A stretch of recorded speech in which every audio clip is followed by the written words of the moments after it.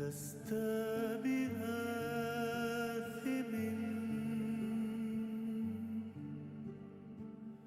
إن وزر هذا العالم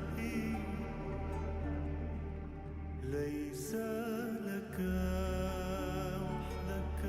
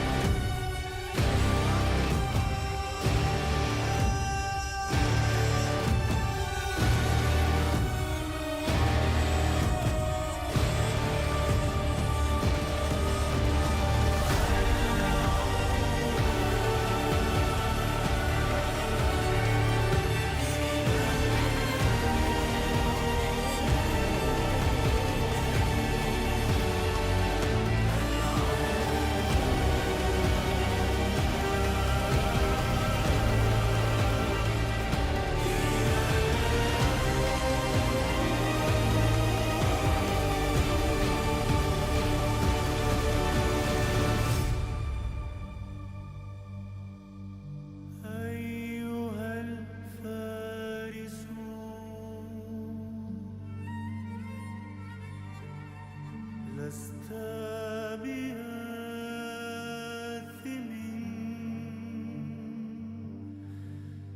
لست بآثم.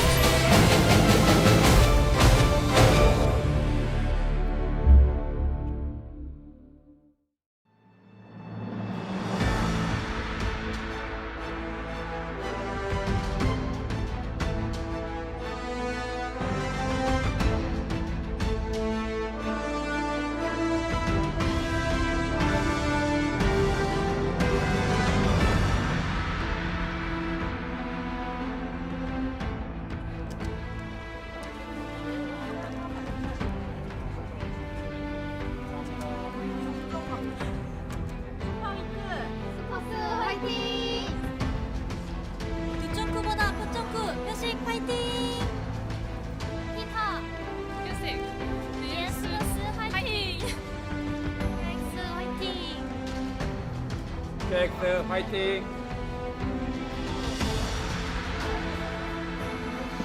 Hello and welcome to the LCK. We're here for the second day of Super Week. It's the DN Supers, who maybe they get a little buff on this week, up against BNK Fear X. And this one, Wolf, is going to be pretty interesting. I do think that we have a clear favorite in BNK as they've been looking very strong, but the DN Supers still have some strong names in the roster as they have for a couple of years now with even some more stronger names nowadays. And can't help but feel that there is a chance for them today. There certainly is. I think almost every team right now in LCK Cup can upset on the day. It gets a little bit tougher, though, in best of fives compared to best of threes, but the team that prepares better for Fearless and uses right of first selection better, I think, is probably going to end up getting a pretty big edge here.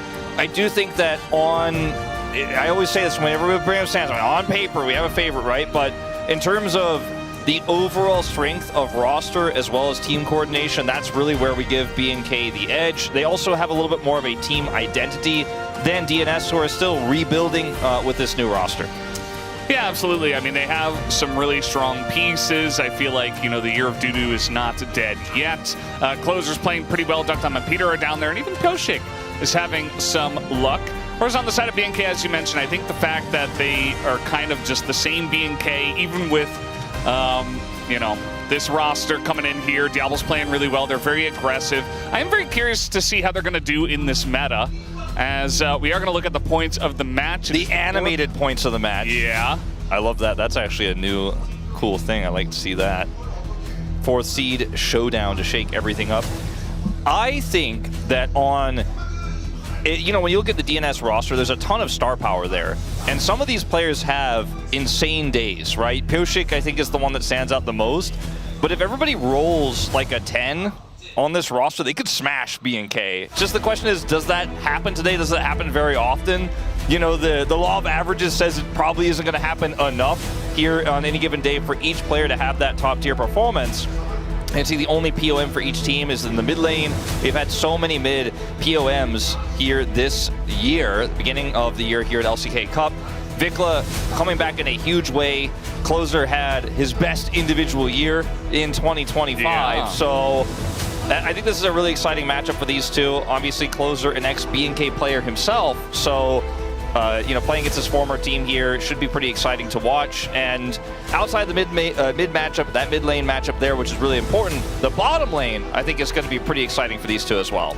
Yeah, it absolutely will be. I think Diablo and Kellen, they had so much success last year in terms of duo kills. We always talk about that. Diablo's looking very strong and in form right now. Duckdom and Peter really haven't missed a beat. It just feels like, as you mentioned, along with the rest of the team, it feels like the synergy isn't totally there just yet. So definitely looking for a bit more from them for sure, as we're going to get into the predictions, and they're very much on the favor of BNK. Everyone 14-0. And even quite a few 3-0s today, including yourself and Atlas. Degon going for the 3-1 alongside me. Ox is also on the desk today with a 3-0, but on the KR side going 3-0, which is quite rare. I would say, you know, most people usually give a team in a best of 5 on the KR predictions at least a game. I think there's a lot of volatility right now in this meta that it's hard to predict 3-0 for almost any matchup. So I do give the Supers a game here, but I do think if momentum goes to them and they win the first game, if you ask me my prediction again, I might change it completely. And that is just kind of how it's going right now here at LCK Cup, with not a meta that's as snowbally because of the role quests as people thought it would be, but because you can take a lead and snowball it so well. If you know how to macro, if you know how to control vision, especially with the upgraded wards that, you know, the supports have, having the ability to buy additional control wards and the discounted price on that feels very nice. Yeah, it definitely does, and we've had a lot of, it feels like, games where we just don't get a whole lot of action, especially yesterday, which kind of made sense. It was Bro and Brew Day after all, up against DRX, another relatively passive team. And those two always seem to have these long games, but even before yesterday, even last week, we were getting much longer games drawn out. You know, T1 was just trying to scale. They won that game against KT down 14,000 gold just because they were able to scale. So I do wonder where BNK fits in all of this, because they are one of our teams that is not scared to always fight. and try not to scale, it feels like sometimes. No, I think this is a pretty big statement from the Supers that it is Peter starting today for Super Week here, at least at the beginning of the series, that maybe they've solidified this duo is going to be the bottom lane that we see for the rest of this tournament, potentially into the LCK. Life having a big experience advantage over Peter, and yet Peter has a lot of more recent synergy with Duckdom. Both of these players have spent a lot of time together, so Duckdom kind of may actually influence that choice himself with the coaching staff as to who he wants to play with at any given week. But Peter and Duckdom were world finalists very recently. Unfortunately for Kellen, on the other side, he did not quite have the world's performance that we were hoping for here in our region when he had his chance at it. But when I look at Diablo's ceiling, I think it's higher than Duckdom. When I look at Duckdom's consistency, though, I think that is what you have to rely on if you are DNS, if you're playing through the bottom lane.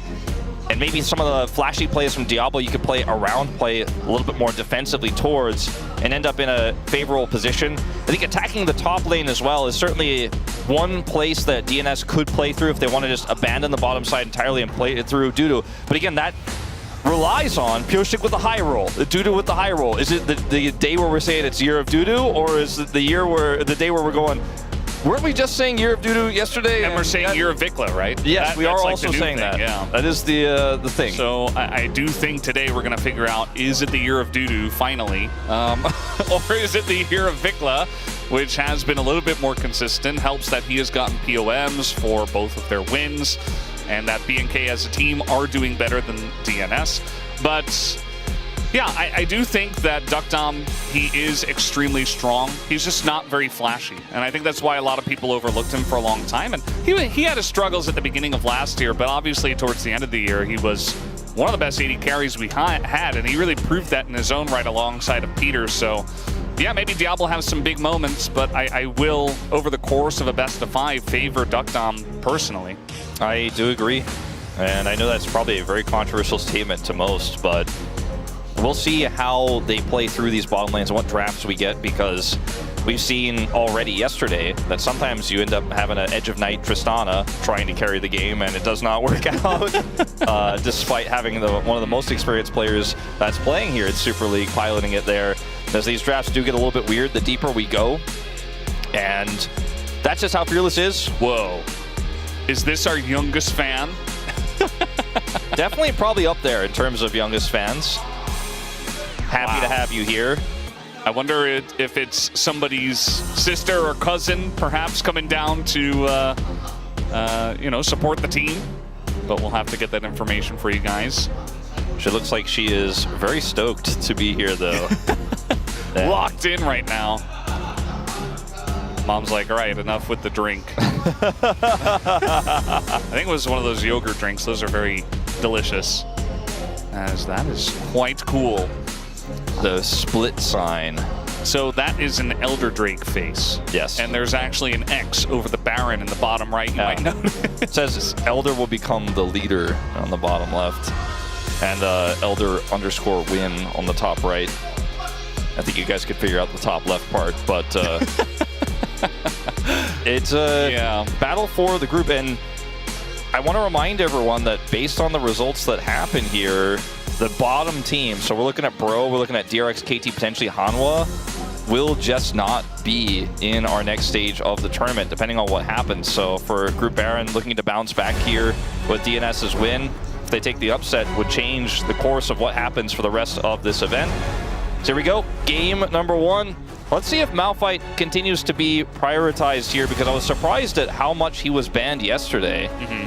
And then when we saw him, it was like, what is going on? Until that one big team. Yeah, I was like, okay, well, this is pretty weak, except that one time where they had the wombo combo, yes. It helps that all 4 of them kind of stood on top of each other, and the Malphite was able to press his R button at very close range where nobody could flash. But regardless, Malphite is still pretty strong for that ultimate from the jungle. But we're still going to see, the usual suspects here banned away, except Malphite so far. Jace, Varus taken off the table. Yeah, Varus is so flexible right now. His ability to be played in solo lanes. So just do not want to let that one through. It might be banned for the entirety of the series, especially both of these AD carries on the cards today. We'll see if that Malphite is banned here. They did opt for second pick here, DN Supers, so is going to be first pick to B&K after this final ban. So will it be Malphite? Will it be? I don't think it's going to be either the Azir or the Orianna, so those will be traded. If you take the Azir as B&K for Vikla, you have to know that the Nocturne Orianna combo is in waiting on red side for the supers. So a heavy cost for that, and they will opt for it anyways. I don't think that's necessarily what you have to play as the DN supers, but it has been one of the most common responses. Yeah, I think it's definitely a good shout. There's still a lot of strong stuff here in Game 1 of a Fearless Best of 5. But Orianna Nocturne is right up there in terms of duos that you can pick. Here's the other one. Yeah, the Jarvan is the second best ball carrier, great engage. A little bit more power in the early game, can actually gank reliably, whereas Nocturne relies on level 6 most of the time. We've seen some niche scenarios where that has not been the case, and he's actually gotten stuff done in mid or bottom lane. But generally speaking, the Jarvan is a lot more powerful early, despite the ease of combo for the Nocturne. And this is a very common response to Xin Zhao, but instead going for the classic He is here. copy pasta. Yeah, Malhouse isn't with us today, but a little shout out to him from B&K FearX, one of the teams he always supported back in the Live Sandbox days. Yeah. Talking about how the 2022 roster was one of the best and stuff like that. But looks like we're just going to get a Vi in the jungle. Also pretty top tier. Pretty strong. Does limit the viability of a lot of scaling carries here for Duckdom with a draft like this. See what he decides to opt for, as they will have the counter pick for the Renekton. Could go for the Kennen, but that's kind of fallen out of favor quite a bit. And instead, we'll try to get this high prio Yunara pick, which is not extremely safe, but safer than a lot of other AD carries with her dash in ultimate into the Vi to buy some space.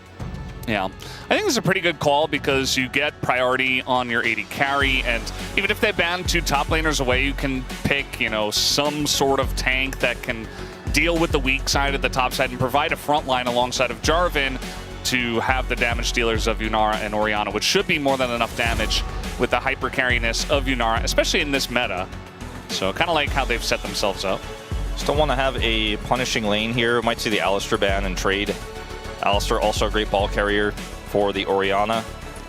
And, you know, the Bard ban makes it a little bit easier to get through lane. It's been one of the strongest pairings for the Yunara, even though the win rate on Alistar has been quite low. I do think that it's still quite powerful right now. Seems like the most safe ban. The Gnar was another one I thought of. This Gnar has kind of really risen in priority throughout the second week of LCK Cup, and now moving into Super Week here, we're like, okay, this pick is back. It's dealing with a lot of our strong bruiser top laners quite effectively. Yeah. I think it's the most common response we see to the Renekton, so I think it's a very good ban, as Ezreal also going to be taken off the card, so don't want to let Diablo have that. Diablo has played a lot of Lucian as well, so I do wonder if they'll give that a look. Yeah, Lucian could be quite strong here. Lulu, another pick that works really well with this draft here for the supers. Even though it doesn't really give you hard engage, Wild Growth empowers the Jarvan engage and helps you win lane and makes the Yunara safer into the Vi. So that's something they could consider here for sure. Maybe not in this spot, but if they don't take it here, it might be taken away from them. So bit of a tough call here whether they want to counter pick or grab that prio support. They will get the Lulu. So I actually like this better because now you kind of feel like your bottom lane is super safe. You've got a strong combo with your Orianna. You have additional engage for your Jarvan. And you can see Diablo's not too happy about having to lane into this Lulu. It is super frustrating. They don't have the Bard available either. And I think the supers have set themselves up really nicely in this draft so far. Yeah. A big fan of this DNS draft so far, and Diablo's smile did not look like a happy one, though. It's weird to say it, but he was kind of frustrated. Maybe Lucian, didn't want to Nami, see Yunara, Lulu? Yeah, I mean, that's just the way it goes, right? We always come back to square one here at the LCK, and Lucian Nami is back, and it makes sense. You know, this is right in Diablo's wheelhouse. He's going to go from that. I think they had two great options here. They could either go for the Scion to just have a great front line and some additional setup and engage, or they could have gone for something crazy aggressive and scaling to say, look, we're really going to outpace you later on and go for like a gangplank or something like that. Not really Dudu's favorite, but I think the Scion really fits the bill here. In terms of picks that you get in terms of S tier, I feel like the supers got everything they want in this. They utilized red side incredibly well. They still managed to get the counter pick for the top lane while also getting the priority Lulu, as well as getting the Orianna combo in the jungle because the Azir went over. I think that Diablo is an incredible Lucian player, and this composition explodes to the mid game here for BNK, and that is their playstyle. We mentioned already they have an identity. It has been clear since this org really joined the LCK, and that has remained true across multiple rosters. And because they are the stronger team, I want to give them credit and say, I think they can pilot this, I think they can pull this off. But if I took the nameplates off, I'd feel like the Supers really were the winners of this draft. Yeah, absolutely. I mean, there are definitely some power picks and some nice ways to get their comp going as well. It's very aggressive. It can make stuff happen off of 1-2 items, so I feel like they still have ways to win this game for sure, but I do agree with you that the synergy in the DNS draft does look a bit better, maybe a whole lot better actually. So definitely good stuff from them, but it looks like we're ready to hop into game number 1 of BNK versus DNS.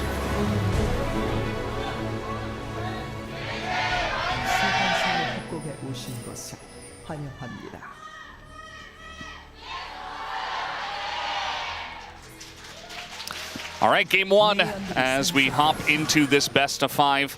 A lot of people in chat are always like, is it a best of 5 today? Why did the format change? This is called Super Week, where we do best of 5s between relatively evenly matched teams in hopes of making fun best of 5s. And then, of course, starting next week, we get right into play-ins and then playoffs here at the LCK Cup. So it's definitely a top 3 question I've seen in chat this week, alongside what happened Faker? to Otacon and where's Faker. Well, if you go to YouTube chat, that's definitely a thing. Yeah. Good old where's Faker. I do wonder how this game is going to go. You know, how aggressive is BNK going to be? Because it's been a lot of old LCK action, which is lack of action. Not a lot happening. Bro and brew, whatever you want to call it. Yeah, we've seen a lot of jungle babysitting happening in the bottom lane, where we just have a 3v3 for a little while, and then no one really dies, and no one really builds a massive lead, which I think is pretty normal considering how quickly AD carries get money in this meta with the role quest. I am most curious about what the mid game looks like here, as we will see an aggressive play from Diablo at level 2, getting a heal.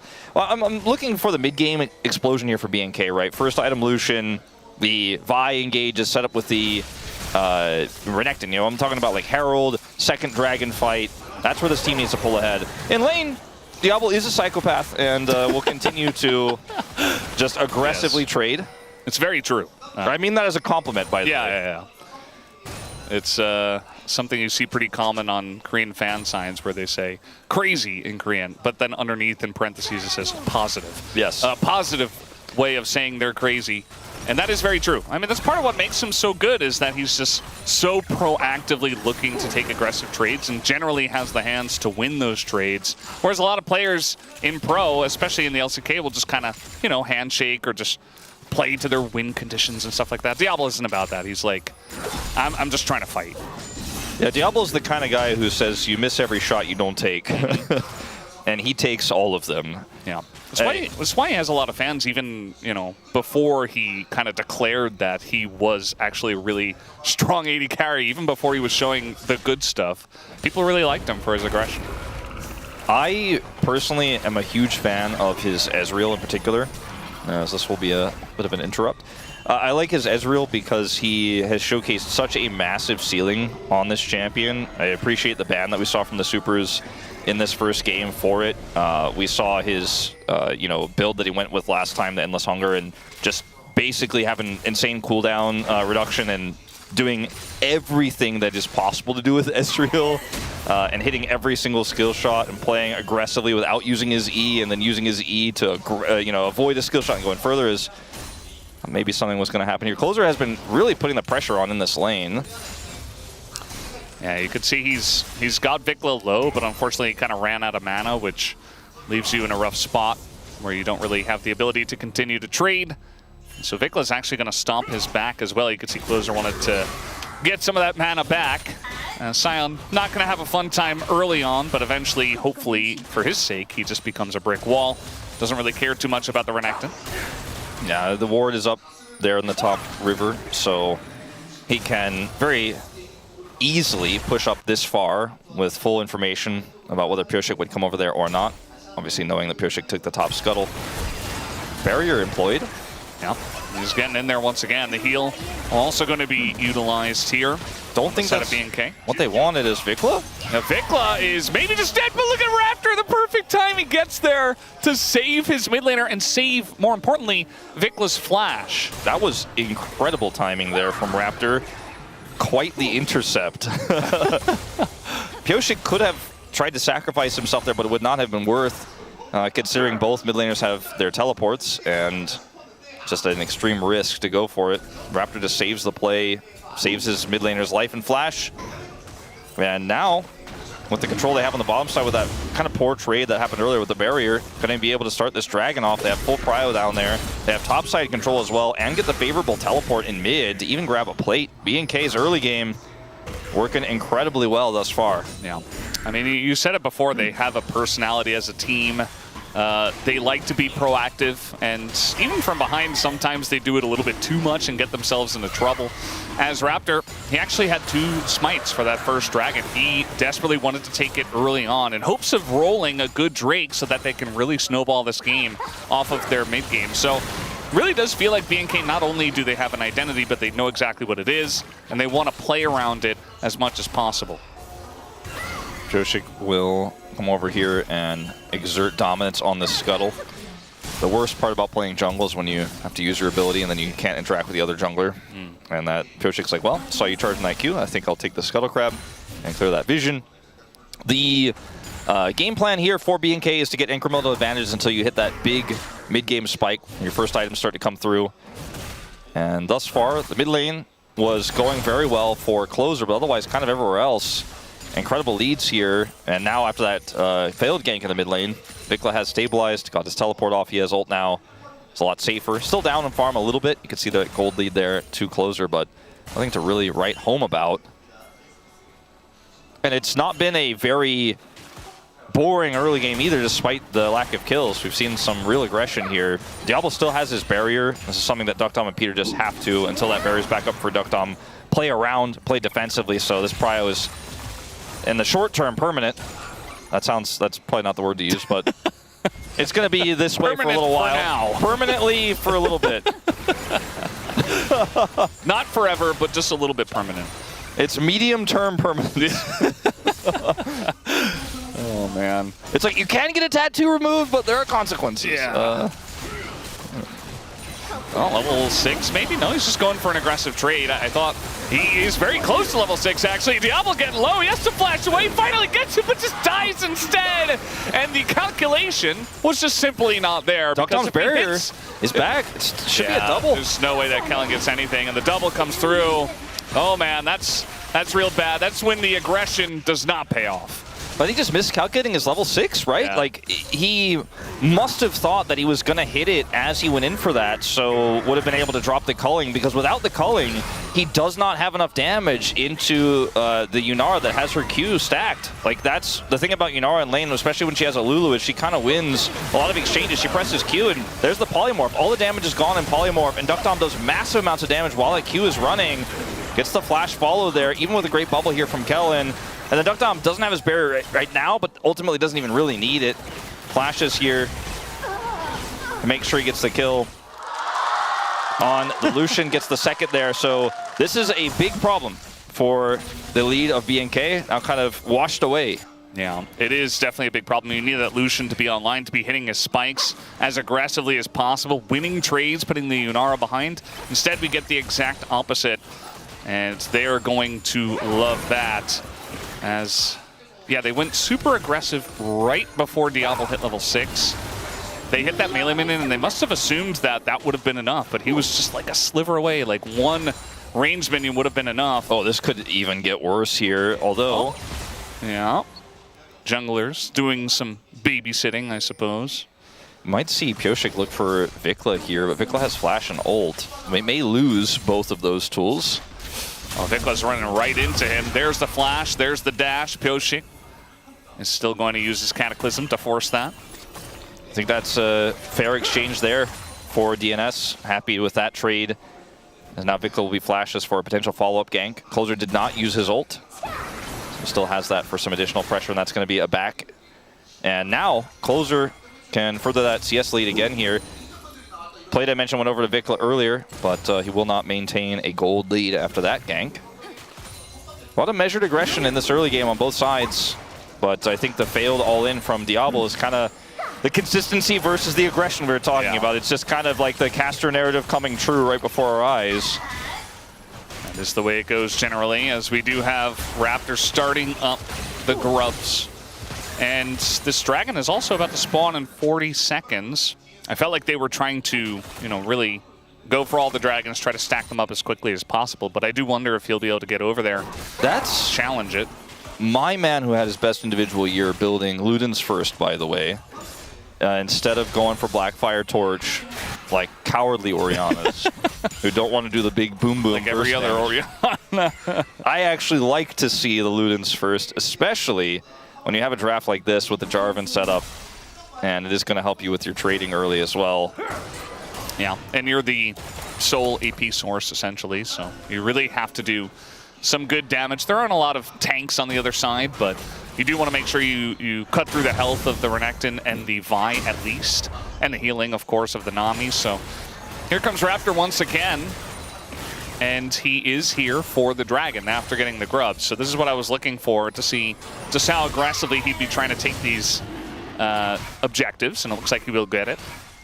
Lots of vision in the brush for DNS in the bottom lane, really making sure that he does not get a pass down there to come over and make something happen, but they're not going to be able to stop him from taking this dragon right now. It will be double dragon. Dum stepping up right behind those very weak minions in front of Illusion with culling is very dangerous. That Smite also a bit dangerous, and it is Chemtech Soul, which it's not the worst for this comp, but it's something we always talk about, that they were trying to get probably the Hex Tech, you would imagine. It won't really hurt that they also get the individual stats from both of these initial elemental dragons as well for this comp. I think this is pretty good for Lucian, Vi, Renekton. Renekton, I think, going to be the biggest winner of the Chemtech Soul for sure, but would have liked something like Hextech, you know, given the amount of resources committed to this. But it's not like DNS were getting big objectives on the other side. They ended up with 0 out of 3 grubs as well. So all 3 objectives going to BNK with this comp that is strongest in its early to mid game. So feeling pretty decent. You know, could have been better, like you say, but at least it wasn't Ocean Soul. I think you would probably really hate that. Yeah, I think that probably would have been the worst roll. And on the side of DNS, you know, we talked about BNK and their win conditions and how they're playing to them very nicely. I do feel like DNS are doing that as well, as Slurkle is going to miss, and that means that Diablo can just walk this one off. But it's very clear that DNS are not trying to fight early, outside of obviously when Diablo forced them to fight early, and they got a double kill on their Yunara. But especially after that, looking for not too much else, although the ult will come in here. As now Vikla flashless and in a really rough spot. There's really nothing that Raptor can do. He went in for the play, but the fact that Pyosik was there just makes it another kill for DNS. Yeah, and this makes sense if you know the enemy jungler somewhere else. Meanwhile, down here, if you know that the enemy jungler isn't there, it makes sense, but remember, Vikla does not have flash, so when he goes for that play, if Closer flashes it and his jungler is there, you don't have any play anymore. And you already used your dash aggressively, and you're just dead. So all in failing again here for BNK in this early game, and DNS are really running away with this. So Raptor is going to get the red buff. The question is, does he get out alive afterwards? He's going for the Oriana, and there's the disengage cone. And yeah, we saw some really bad disengage cones yesterday, so that one didn't affect me that much. Pyosik had flash. I thought maybe he was going to try to do something crazy there, but I think they're pretty happy with the end result. Yeah, that was a really cool setup from Raptor. I know you hate when I, you know, break down the disengage cone, but he did, you know, use the ultimate to taxi towards it and get away. It was like not a freebie. As speaking of freebies, after Closer flashes this, Vikla cannot get over the wall, and it is a freebie given over to Closer. And Raptor ultimately still gets his red buff, gets away. But it does feel like that's kind of the end of the good news right now. Yeah. I think just the fact that DNS are 2K gold ahead this early on is really good news for them. We saw that Duck Dom hit his Kraken Slayer pretty early before Diablo was able to finish his first item and was taking very aggressive trades down there. So now about 1,000 gold ahead is DuckTom already in this game. And now Diablo trying to go aggressively again, but instead he's just kind of dying. And Kellen's like, I'm trying to heal you as much as I can, buddy, but DuckTom and Peter are winning this 2v2. Yeah, the good old Imperial Mandate Nami just doesn't hit like he used to in these trades. And he went for Stormrazor. And, okay. This is an interesting situation. Yeah, Cullen comes in, but a lot of it actually shielded. So DuckTom pretty okay with that. And look at the damage he's doing to Kellen as well. Yeah, at this point with Kraken Slayer, you're going to out DPS unless the burst is there. And with the polymorph for this Lulu, it's so hard to actually make it happen.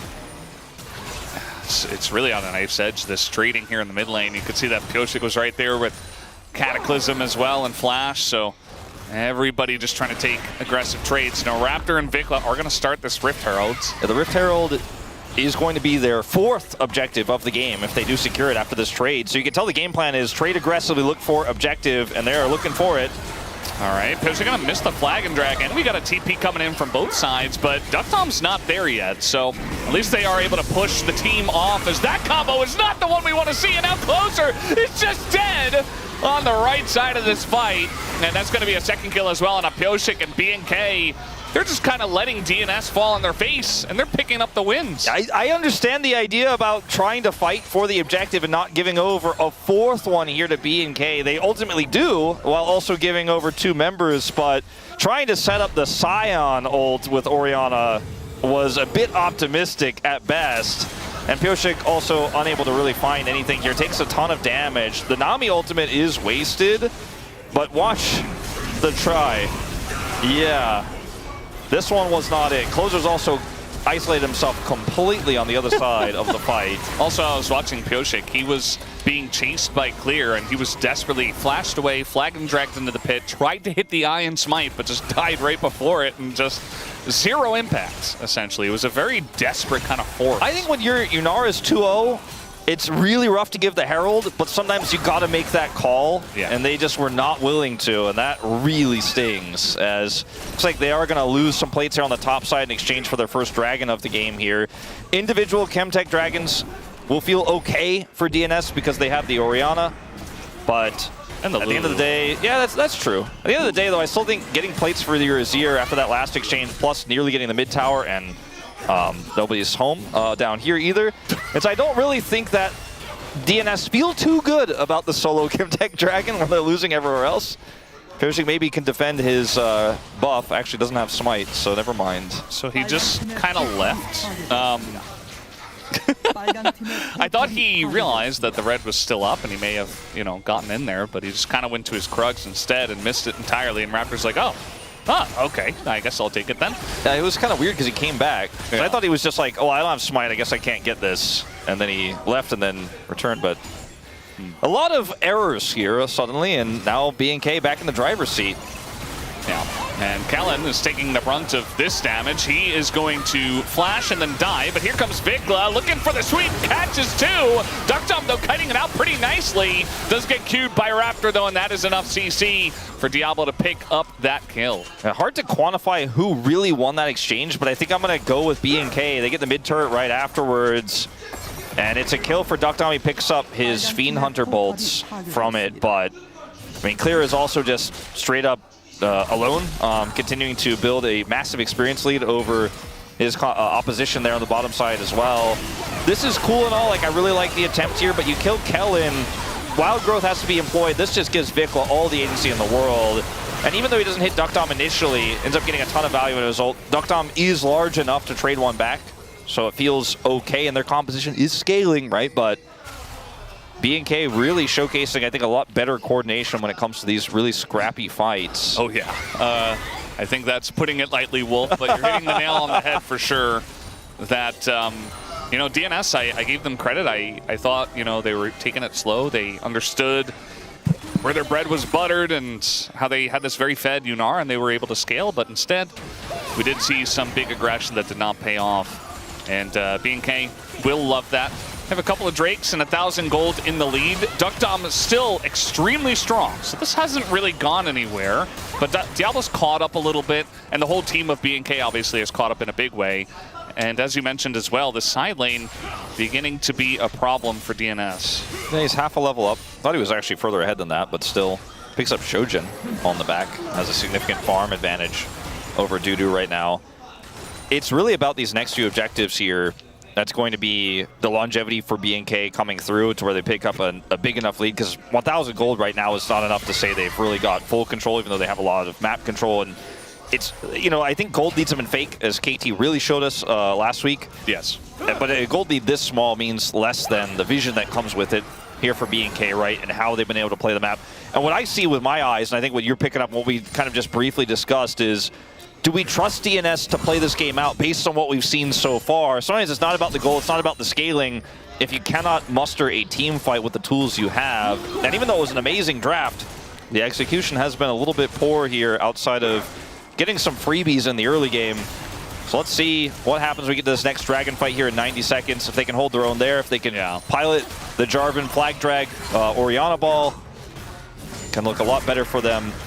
Yeah, DNS just simply have not passed the eye test yet so far in this game number 1. And, you know, imagine if Diablo didn't go super aggressively right before level 6. Like, this could have been a very one-sided mid-game to the side of BNK, and I think it probably should have been.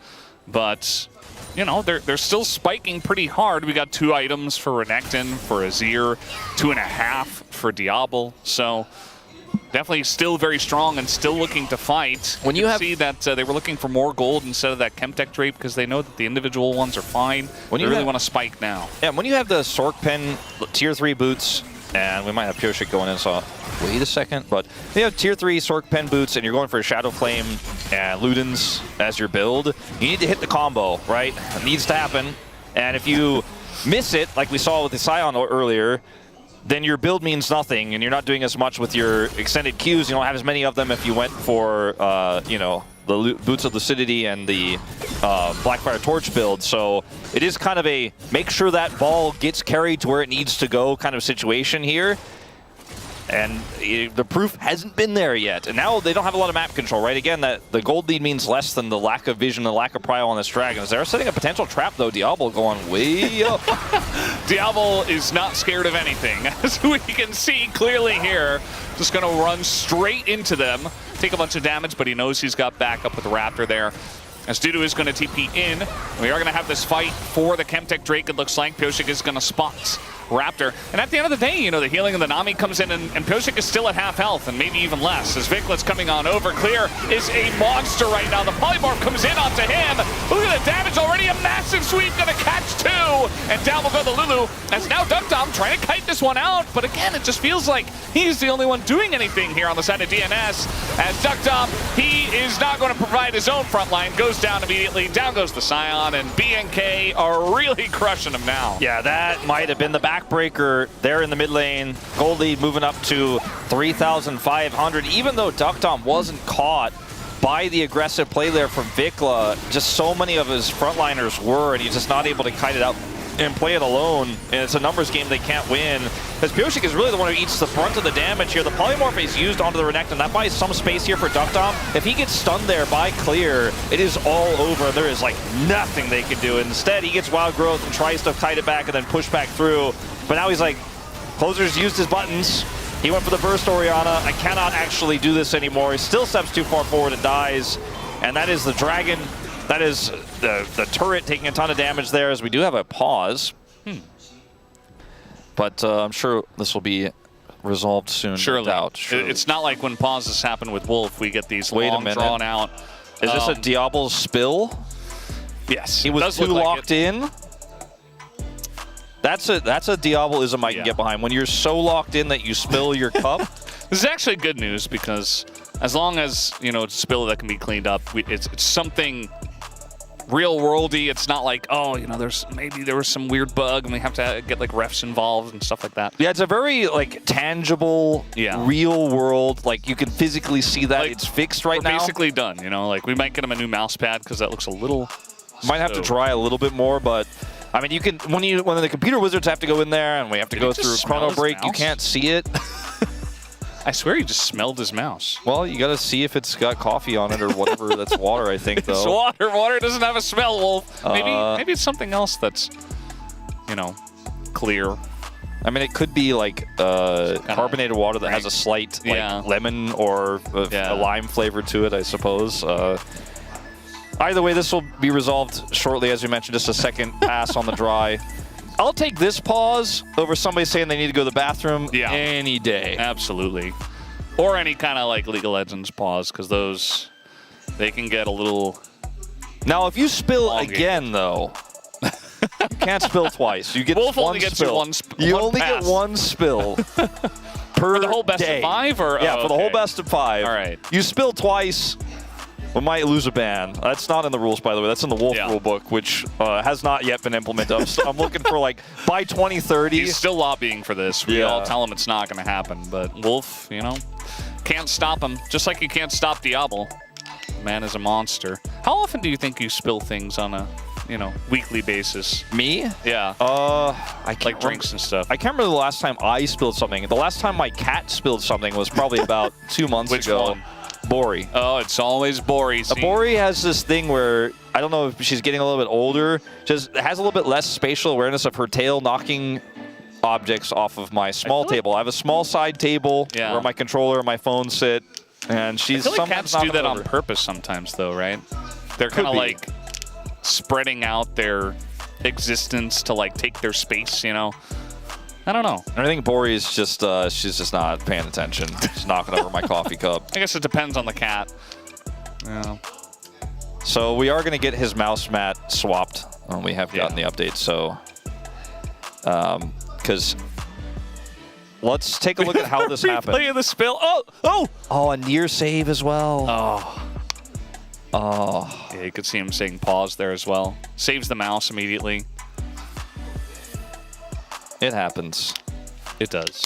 I think I sometimes spill stuff at my desk. I think players having the ability to drink liquids during a match is absolutely necessary. Maybe we could implement like a sippy cup or something. So like some sort of non-spill cup would be the only thing we could really do to prevent this type of thing from happening. So I can empathize with them a little bit. Everyone spilled something on their keyboard, on their mouse pad. So yeah, I think it's some good merch we could also sell. You know, the LCK Sippy Cup for every gamer out there that doesn't want to have to deal with potential spills. Just get the LCK Sippy Cup. Oh, I got the update. He did not have the lid on. I did not see that. I thought I saw the lid. The lid like went flying. And then he tried to like put it on. That's what I thought, but I don't know. I got the update on the prompter. There's no lid. Maybe production needs to take a look at that replay again. We need to know.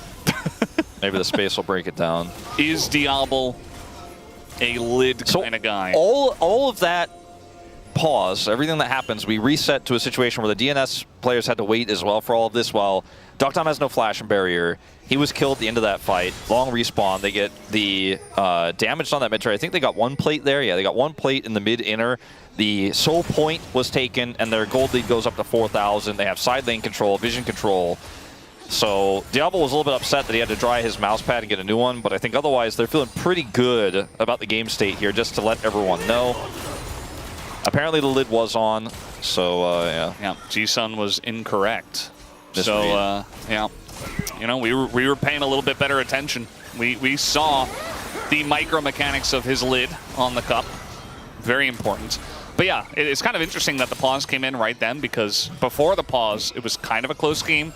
Now, after the pause, it feels like the game is somewhat over. I mean, just look at the minimap and look at the aggressive vision here. There is very little that DNS could do but clear waves here. And with Lucian on 3 items, soon to be 4, it looks like about halfway towards that IE, they can just do Baron. And that is, in fact, what they're going to do. Because if you try to come over here, you have no vision, you really are fighting blind here. You might as well turn your monitor off and pray. A bit facetious I'm being here, but Pyroshik will come over and they do stop the Baron.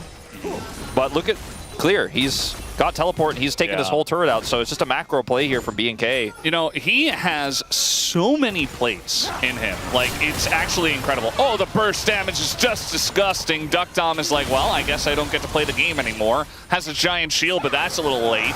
Yeah, they got Serpent's Fang, and so he's ready to cut through those anyways. And I think with this Azir, they just can do this without the Lucian, and he is going to come over here and rejoin. There's the teleport from Clear. He's going to zone Pyosik out. He can deny this Blast Cone. Yeah, they saw Duckdom back, and there's just realistically no way as the anti-engage cone kind of happening there. Pyosik not able to get in the pit because of Clear. Very nicely played, actually, as Dudu kind of goes in by himself. He's just dead, and Clear is so gigantic right now. Nobody can deal with them. There's 4 people railing on the Renekton, and he's just like, yeah, whatever. I'll take down Pyosik anyway. And BNK, they get the Baron, and they're feeling themselves right now. They're going in. The Shockwave not going to do a whole lot, although Raptor is very far ahead of his team. And Duckdom has some backing now. Vikla does get the sweep and kills Peter, but immediately dies as his Azir is it's not looking so great, but neither is this game. As Diablo gets a shield, he's going to go down. Do you ever just get a Baron and toss it away? Just My like, God, Valdez! out the window. All right, so I know Degon's listening. That, my friend, is a throw. My God. All right, so they have the control of the Baron. They get the smite here. And now I can understand Clear because he's trying to zone them away. He denied Pyosik's entry. So his sacrifice here is not in vain. They kill Dudu. Now what happens next?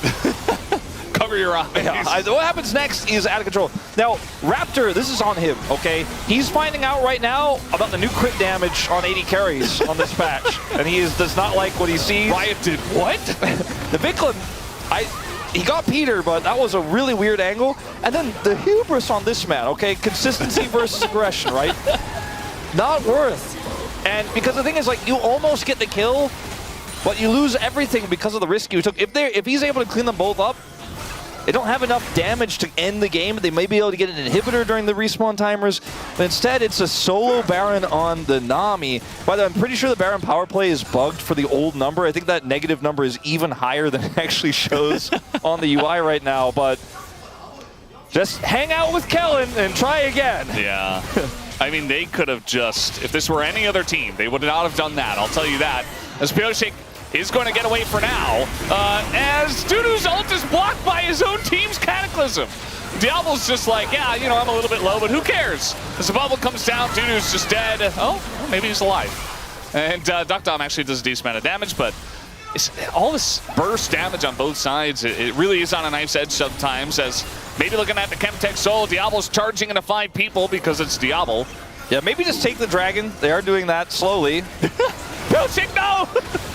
You have so much to live for. You don't have to do that. There is a Lucian right there. Vikla's like, oh, I meant to dash a little bit more. As, yeah, DNS, they're just kind of, kind of like floating on a floaty in the middle of the ocean, and nobody's here to save them. As, again, another Shockwave not going to hit anything, as Flash comes through from Clear on a Duckdom, but he does get away. As now, man, somebody clipped that whole interaction. That was wild. The fact that Dudu is the one who eats the wild growth, TP's back into the fight at full health, and DNS lose the dragon, but kind of attempt to both run away, and they were like crab walking to get out, but Duckdom's like, maybe Diablo do something crazy again, let's wait and see. Ultimately, still is going to be a win here for BNK, who do end up getting the Chemtech Soul. They get that turret, and they're still in a fantastic position in this game. I think it didn't have to be this hard, but they... But it was a lot more fun to watch, you know? they turned up the difficulty on this game. Okay, Duckdom's trying to do things. But yeah, if this were any other team, this game probably would have been done already because they played really safe and, you know, whatever. But instead, we get some culture here. Diablo, he'll be fine. He's used to it. But yeah, it's taking a little bit longer. We get a lot more action. And it's been fun. As we do have a fight coming in here, Diablo going to charge in because of that. The flash on forward, but now Duckdom doesn't have his flash, and there's so many people around him. Although Raptor finally gets on top of him and takes him down. Clear also a raid boss, and it's only the Orianna to do damage. This time, though, the Shockwave is going to hit 3. As Closer does quite a lot. Vikla getting low. Dudu going in, providing that front line, and that is a double kill for Closer. It didn't have to be this hard, Wolf. polymorph value in this fight was unreal. And I think Diablo, we saw his expression when the Lulu got locked in. And man, I don't know if he... when I watched him, like, I think we know why. But I'm like, maybe we don't, because he keeps going in to polymorph range to try to look for these all-ins. Maybe he forgot. Gets hit by everybody, but this time the shockwave is good, right? Like, Duckdom cannot carry the fight, clears on the flank. This shockwave hits 3, but Charged Q does not. Closer gets that kill, and then from here on out, another polymorph goes down. Mikla just cannot offer any more damage. Clear is too low, no longer has ult. And they're hanging on, you know? I mean, the gold lead has actually gone down. Duckdom has outdamaged Diablo now. And this Orianna, like I said, you get one big R button, and it was the big one that was able to save them in this one. Not to mention Polymorph, which was pretty strong. It's Diablo's natural enemy. He's like, I'm going to use all my hands. And Polymorph's like, you're a little pony. He's like, but my mechanic. You're a pony. Yeah. I don't know what he was, actually. You're a pony. Deal with it. Accept your fate. And he really has had to. And I'm a little bit worried for BNK now. We've talked about how gold is fake. It really kind of is in games like these where they're just wild and all over the place. And there's so much culture. We can't fit everything in our tiny brains. And it just feels like, you know, BNK, they could have just won this game 10 minutes ago. But instead, you know, we might just get an Elder flip instead. Like, this is the reality we're living in. As we also have Baron spawning now, I do wonder if BNK is going to make a big play for that before the Elder spawns. You would assume so. I think they certainly can if they can get a little bit more controlled vision around the outside of the pit. You can see there is a control ward in there that Raptor will clear now. But I think that alone into this Jarvan who has Flash is not enough to feel secure with your Baron take. You're going to want to have some layered vision around the red buff. And that's exactly what Raptor is trying to help set up right now. In fact, might even look for a flank play. Did not work out for him last time he tried to go for the aggressive ult in. He's in the shadow instead, the pushing Azir. And this is a good macro play where they can threaten Baron while also hitting this turret. Vikla doesn't have TP, but he has enough time to take this turret out. Then they should be able to retreat here. I like how Duckdom is the front line now. He's 4-item Lunara, 4.5, so he can just kind of, with the Lulu, with the Orianna shield, just kind of run at people and essentially 3 or 4 shot them, so everybody has to respect that if they don't have some kind of CC for him. This could get weird. Yeah, Raptor is just going to have to queue over the wall. The Wild Growth gets used. That was a... I don't think they... don't like that. Don't think that was... Yeah. Everything else about that, I was like, okay, this is pretty good for DNS, but... it will be up for Elder, but there is a window here with this wave being cleared out for a potential Elder start again. As you can see, Diablo started off really well and does have the item advantage here, but it's not necessarily mattering when he gets polymorphed, when he goes for these all-ins. Needs to be very careful. Yeah.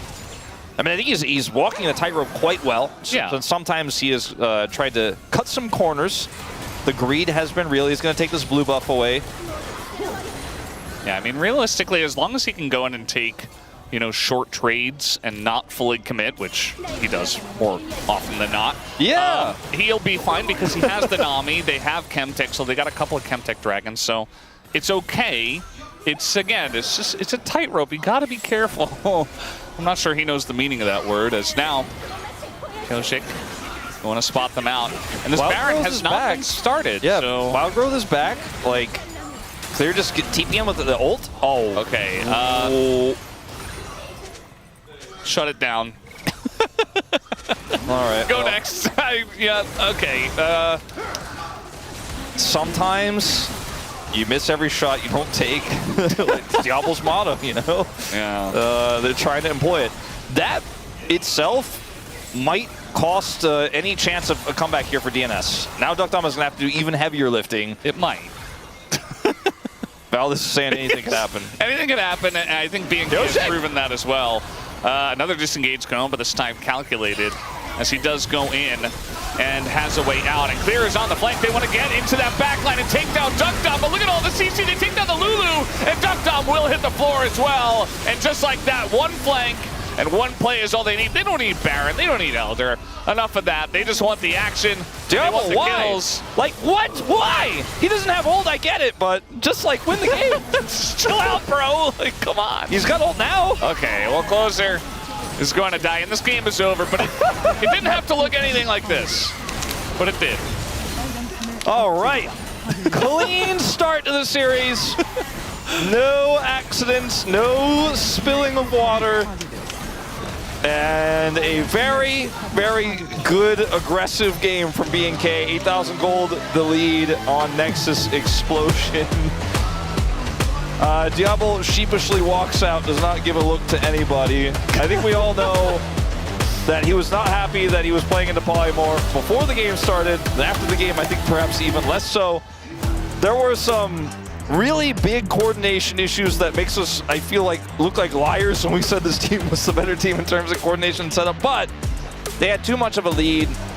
Their comp was really strong, and Clear had an amazing game. He was always flanking. His side laning was incredible. He ended up getting 6k more damage, but that's not really what this is about. The threats that he had at the backline there were huge. And if Closer has his ult, by the way, if they didn't fail the flash ult combo right before this, that play for BNK just isn't possible because they would have all gotten shockwaved. So they know the ult is down, they know Pyosik doesn't have flash, and they're able to end the game there. But man, this is with the S tier drafts. I can't wait to see what this best of five's got in store for us. It's Fearless, baby. So much worse. I hope you guys are ready. No, better, Valdez. Oh yeah, better, definitely. I hope you guys are ready for the essay? I hope you guys can read that. Anyway, it's gone. 1-0 in favor of BNK. We'll be right back.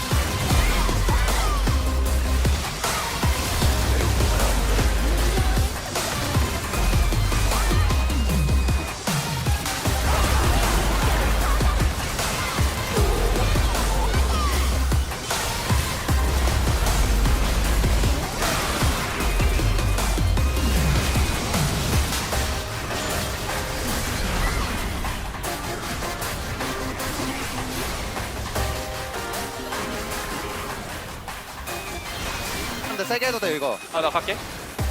갈게 쏠게. 오케이. 나 28초. 네 미카엘 없어서 그냥 보자. 누나라 한번 볼게 이거. 누나라 볼게. 몇 개 해봐. 2초 얘들아. 누나라 노플. 이거 잡았어. 누나 잡았어. 끝내자. 상대방 보자. 이체 잡아. 나 힐 가능? 이체 잡아. 버프 있어. 안쪽으로 끝나? 안쪽으로 끝나. 이거. 어차피 끝나. 우리 하나 노플 아니야 이거? 나 가인이랑 내가 역각 잡을게 그냥 세게. 내가 몸 대줄게. 노플. 한대?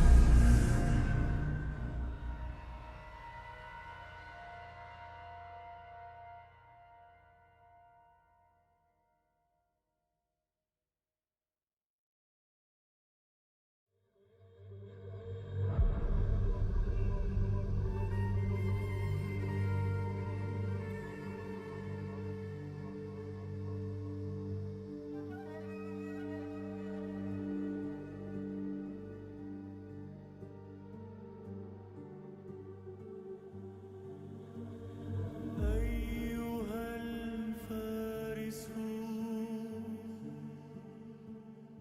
لست بآثم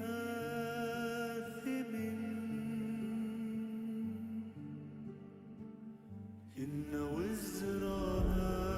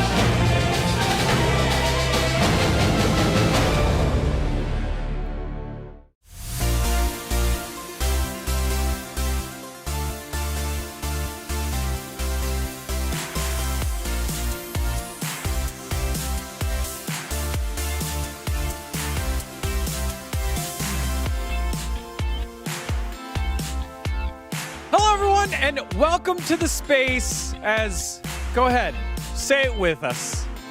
That's Fry's group, baby. What a matchup in our Super Week day number 2. BNK FearX and the DN Automotive Supers having themselves a great time in that last one in moments, but ultimately it was BNK FearX getting the victory here. Digon alongside Ox and Wadid, and Ox, that was craziness. I just can't believe we're getting a full best of 5 of this, because I feel like that game had it all. You know, the cinema, the drama, the rising, the falling. There was a lot of story in that game.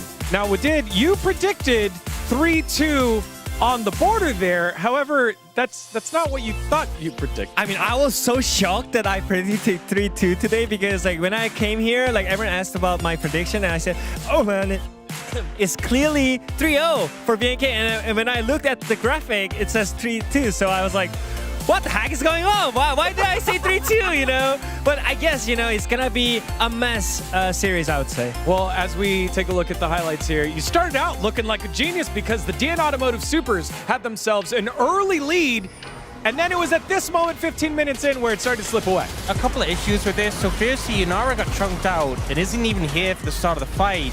And then they go for this Scion-Ori combo, but everyone's already peeling away from the Scion, and the Oriole just hits nobody. Yeah, I mean, what is happening? Like, they can't even they're not even in the fight. Like, Yunara is not in the fight. Yunara's finally here. Yes, There's exactly. So what is the plan? What is the pre-plan? What's your goal to achieve here? It's like nothing is here. By the way, this was Yunara who got a double kill in lane. So this is a Yunara you did want at the fight. Against the Lucian Nami, which we've talked about a lot. They said it on the broadcast. Usually a lane bully thought of it, but then during the meta of Lucian Nami, you start to figure out, hey, maybe not as bullying as much as we thought. And then after this, in the mid lane, this is where, well, I'd like to say they took control of the game, but it was a lot of throwing after this. But this was a good fight here from BNK. Yeah, I think they could actually win this fight because Yunara had the zone control here. Like, I think Peter played really well with Lulu here, but I think it was target selection that it was the issue. I think here you can see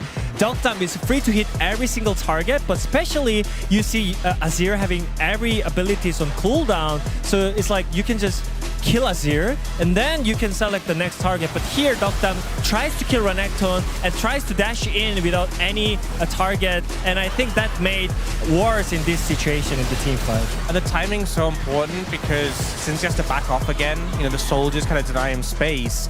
It then allows Lucian to get another rotation of cooldowns. He's then taken out, and everyone's so low, and you think that is the sort of potential for the pop-up. And, you know, I do think Dogdam was trying to do his best in that situation, and there were other things that could have gone better, other things his teammates could have done, but it was just that was a moment we noticed and thought target selection could have been a bit better for him there. Yeah, especially given the fact that he had a lot of eggs in his basket. This looked like the world finalist bot lane finding their mojo, but the team not necessarily being able to play through it. Now, speaking of bot lanes that weren't quite in sync, this Lucian Nami lane, both of you guys in the back were just getting stressed about it. So yeah, even though we love Diablo, we love Kalin, like this is not the proper way to play Lucian Nami. Whenever we see Lucian Nami, they think, yes, we can win lane, but in fact it's not. You feel so much hype because you dash in and you do so much damage, but you shouldn't be dashing straight forwards. We learned this when Lucian Nami was meta against like the Zeri Yumis, is that if you dash in, use all your cooldowns, you have nothing left, and in the extended trade and the long trade, you end up running out of damage. And we see similar situations here where you're thinking, oh, you know, I have all this burst, but they're left with any HP. Things like Yunara, things like Yunara Lulu will have the sustained damage, will win the extended trade. It's why the best Lucians, we see them just play for that poke, don't go fully committal. We see them, you know, dashing sort of to the side, get the burst off and find a way to disengage. That trade in lane, he dashed straight forward and had nothing in the tank left. We didn't put every single low light from Lucian this game, but definitely that was the reason why they were struggling, even though they had huge advantage from the early game. I think Diablo maybe a little bit more aggressive than we expected. I think that making BNK not stable in game. So I feel like they need to try to figure out how they can stabilize the game, because I think in BO5 series, this can make the issue in the late game statement. So I feel like they need to like kind of slow down a little bit in the late game. Now, speaking of best of 5, we are moving to game 2, and a bit of a wrinkle here. The DN Automotive Supers are selecting first pick. A lot of the time here in game 2, we see teams pick second pick because they want the counter pick, and then as we saw yesterday, they flip back on over. But a little different here by the Supers. Initial thoughts, guys? I mean, I think it's a different scenario compared to BO3. I think BO5 is still earlier phase, right? The game 2 is still earlier phase, so I think it's fair to have first pick here. I think when it gets to game 3 and game 4, then maybe the second pick, the counter pick, is going to be more impactful. But I think DNS has more open up idea with their draft, I guess. I also think it's interesting to see what's prioritized with that first pick. You know, we saw Azir, Orianna taken out immediately.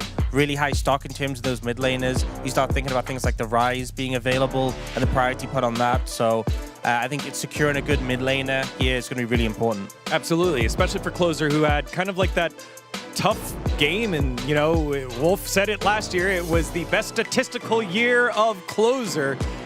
And that remains to be true, especially after that last game, because the Orianna balls were not quite on point as much as we've seen when the DN Automotive Supers have found success. So we'll see if they're able to do it here in game number 2 as we send it back on over to the casters, Wolf and Valdez. Yes, Valdez back here on the cast. Thank you very much, Degon, Ox, and Wanted. As we are getting into game number 2 here, I hope it is just as action-packed as game number 1 was, because it was very fun, even though it was very messy. You know, it's better that way sometimes. If it's just a clean macro game where a team slowly chokes you out and, you know, 10 minutes go by and nothing happens, but they still win the game, that's not the most interesting. It's better to fall on your face multiple times and still win. One thing I've really felt in this meta, especially when you watch a game like that where the Yunara and the Lucian are so critical, they're the most important parts, and you know they have 2 different roles, like it's the cleanup for Duckdom, it's the burst for the Lucian. League of Legends often, people say sports are easy to follow because there's a ball, right? If you're watching football, you can follow the ball. If you're watching hockey, you can follow the puck, right? But with this meta, AD carries being so strong, playing through it, it's like there are 2 balls, you know where they are at every moment. You watch every fight and you're like, okay, I know exactly where we need to put our eyes. And watching Duckdom kite back and have some impressive performances there, watching Diablo chunk but maybe overextend was really fun, where the other 8 players are kind of just here trying to stop the trains from rolling in. And this meta, I don't know, it feels very fun to watch. It feels very clean to watch. As we will see a Nico ban here. This time, DN Supers with first pick. So a flip from what we saw in game 1. In game 1, I think they wanted to have that Orianna set up with the Jarvan, even though the combos were not as clean as we would have liked. See what their plan is this time around, as the Malphite was ignored. Yeah, you know, it was always their issue last year when they really didn't find much success, was that, you know, they could win early games, they could do the laning phase relatively fine. It was more so when it came to team fighting in mid to late, they just had no coordination. And unfortunately, that's what we saw in game 1, right? We saw them try to utilize one of these duos, these compositions that is relatively easy to play, and yet could not put one decent team fight together. So I do worry for DNS here. Have you noticed this trend of we leave Orianna Azir up, game 1 we trade, game 2 we do the Ryze Talia? No more Ryze Talia, please. Something a little different here with the Cassante ban. It's still going to be Ryze Talia, but with an Ambessa first. Yeah. I don't think it's going to be Ryze Talia on the same team with viable Talia jungle. That's what I'm trying to tell you here, Valdez. Now, the Ambessa is a flex, which is really cool for the Supers here. They do not have the Pantheon for the Talia since they banned that, so it looks like Wukong Talia is going to be the opt-in, and the Ambessa will go top. This is like the way LCK is played now. Sure, we got Fearless, but we know how this patch works. We know how the tiers go. And so you build a Talia composition that matches the Ryze's ability to roam with Realm Warp. The Ryze has been winning more often than not, though, and a Bard push up here for Kellen. Yeah. I think Bard was a champion. A lot of us thought, okay, only a few players are cultured enough to play here in the LCK, but nowadays, everyone's been putting the hours in. It is just a staple pick, and even someone like Kellen is not necessarily known for this pick can make a big impact.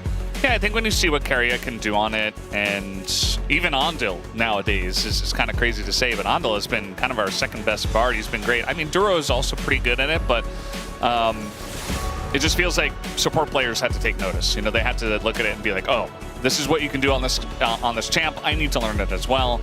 And I'm excited to see what Kellen can do on it, as Ezreal once again is going to be banned away from Diablo. I wonder if he's potentially looking for a Zeri angle here with the Ezreal gone now, because the Nautilus ban just kind of screams that. Take away the Alistair here now as well. It's still open-ended. There's a lot of viable AD carries. We're still only in game 2 here. But I do wonder what his game plan is going to be. They have a decent front line with the Xin Zhao already. Zeri is relatively safe into the Wukong and Bessa. Ezreal would have been the best, and it is obviously the best pick for Diablo right now in my mind. Maybe just Corki. Corki is also very safe. Yeah. And has an incredible win rate right now. I really don't want to see Diablo playing Jhin, so I think Corki just kind of makes sense. You ban away the Ezreal, you go for the Corki. It's just the way it's played here at the LCK oftentimes, is Sivir is going to be locked in here, so Duckdom again going for a hyper carry, as now Rakan will be picked alongside of it to go with the Wukong and their engage. Diablo needs to be conservative with his Valkyries in this game, because you only have one. And there are a lot of CCs here on the side of the Supers to lock him down. But I do think the extra safety that it provides here, as well as the additional threat this Rise is going to be, makes this a little bit easier. Now, this, to me, might be a bridge too far to give clear this Kennen pick in the top lane, just simply because it sets up a lot of potential combos, but you don't really have the other tools to follow up on them very well. More like a zoning Kennen, and it will be good in the lane matchup with the range advantage he has there.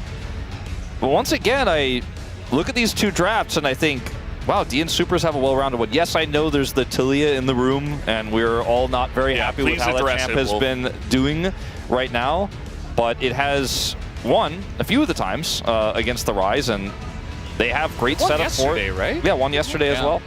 And so it goes Syndra, much to my chagrin, but probably see that in game 3. Hell yeah, big fan. I like the setup here for the Supers because they have the Sivir wave clear in mid. They can play through sides really well. I do think that Kennen, I don't want to say Kennen is gimmicky, but it feels very difficult to consistently get value out of it in pro play unless you have a flank ward that you can teleport to. I mean, you can get the shield from the upgraded teleport and get to the back line, but Sivir has spell shield. Not a lot of great ways to kill the Sivir here is my concern, because initially it looked like, oh, this is kind of a dive and pick comp, but it also has a Sivir, and it is Duckdom, and we saw what he could do when he scales in game 1. I like DN Supers again. Well, we'll see what happens in the play as we hop onto the riff for game number 2.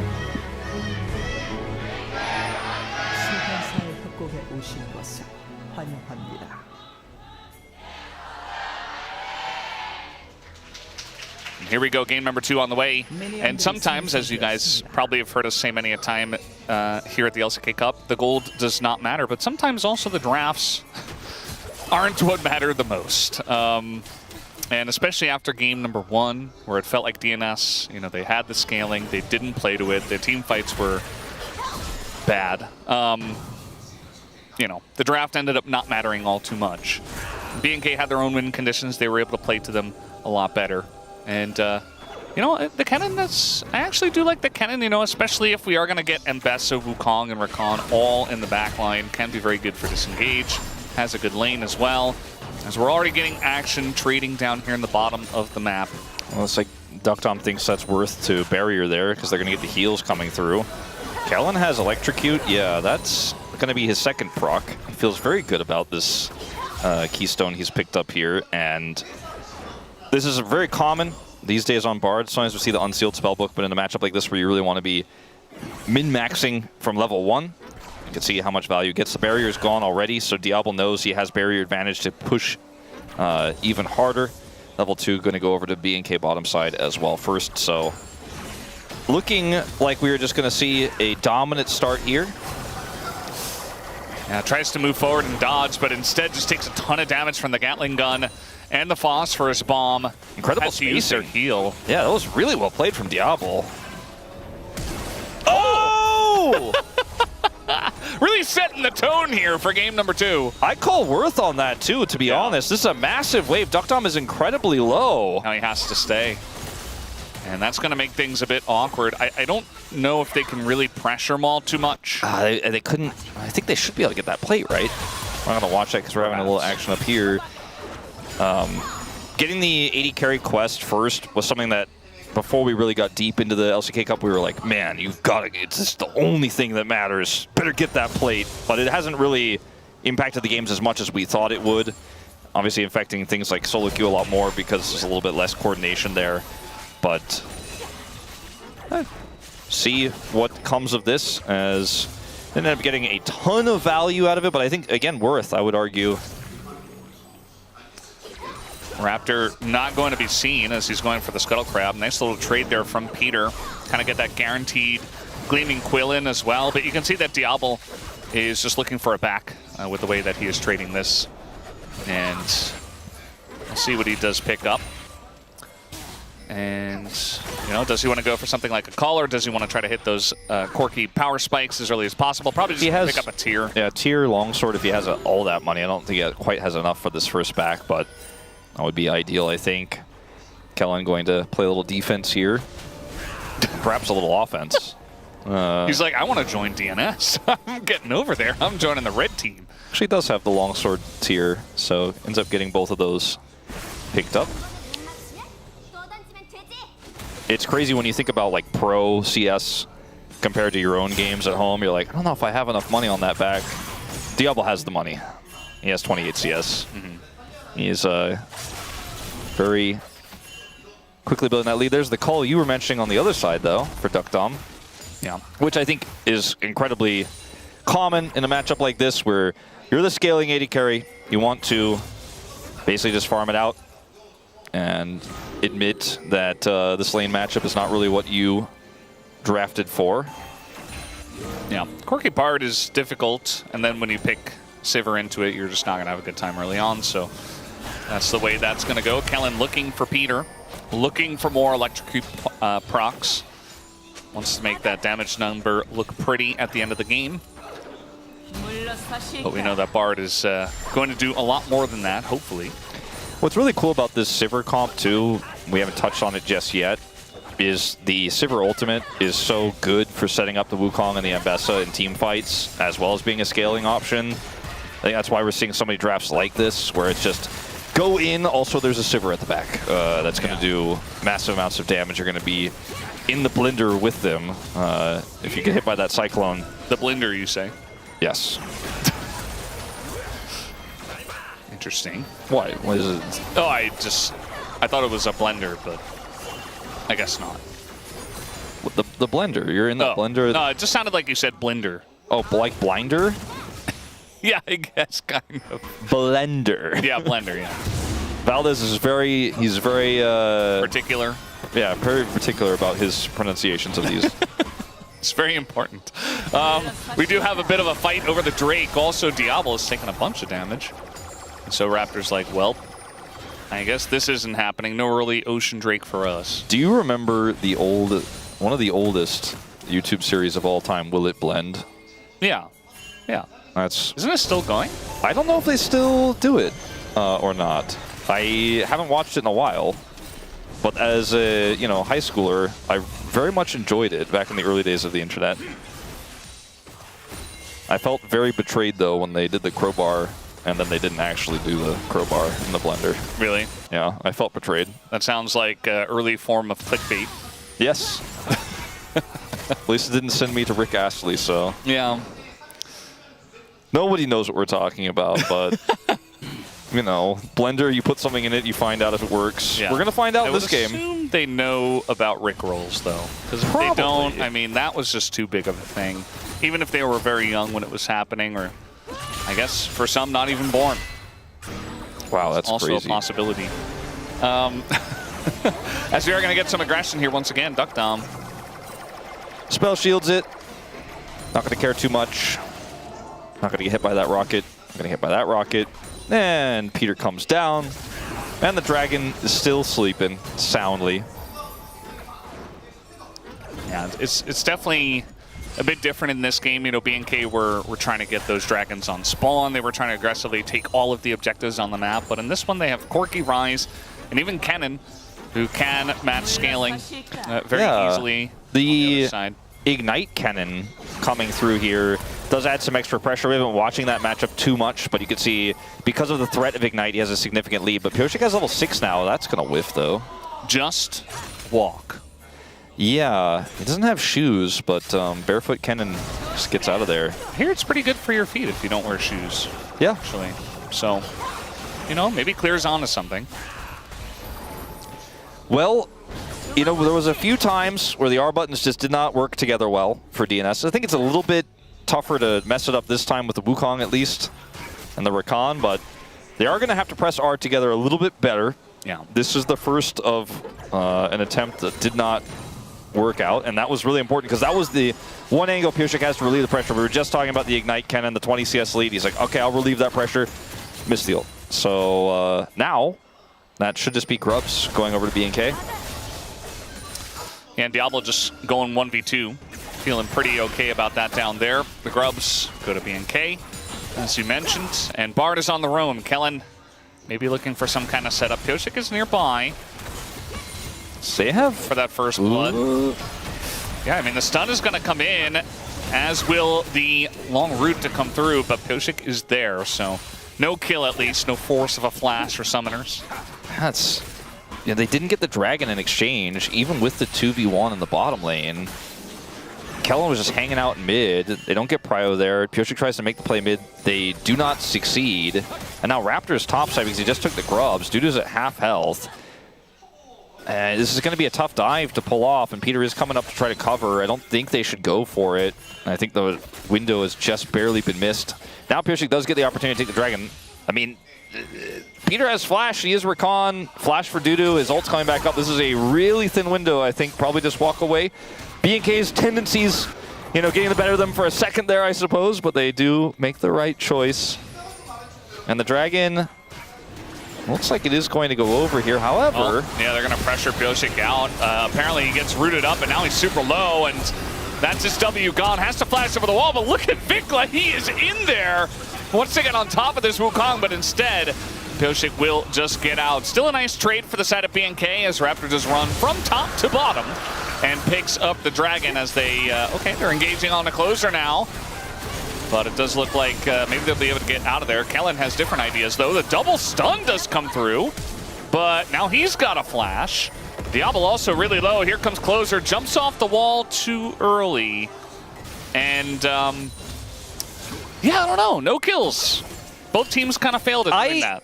I really think BNK should be a little bit more willing to just take small wins than trying to go for the huge wins, as Raptor in particular...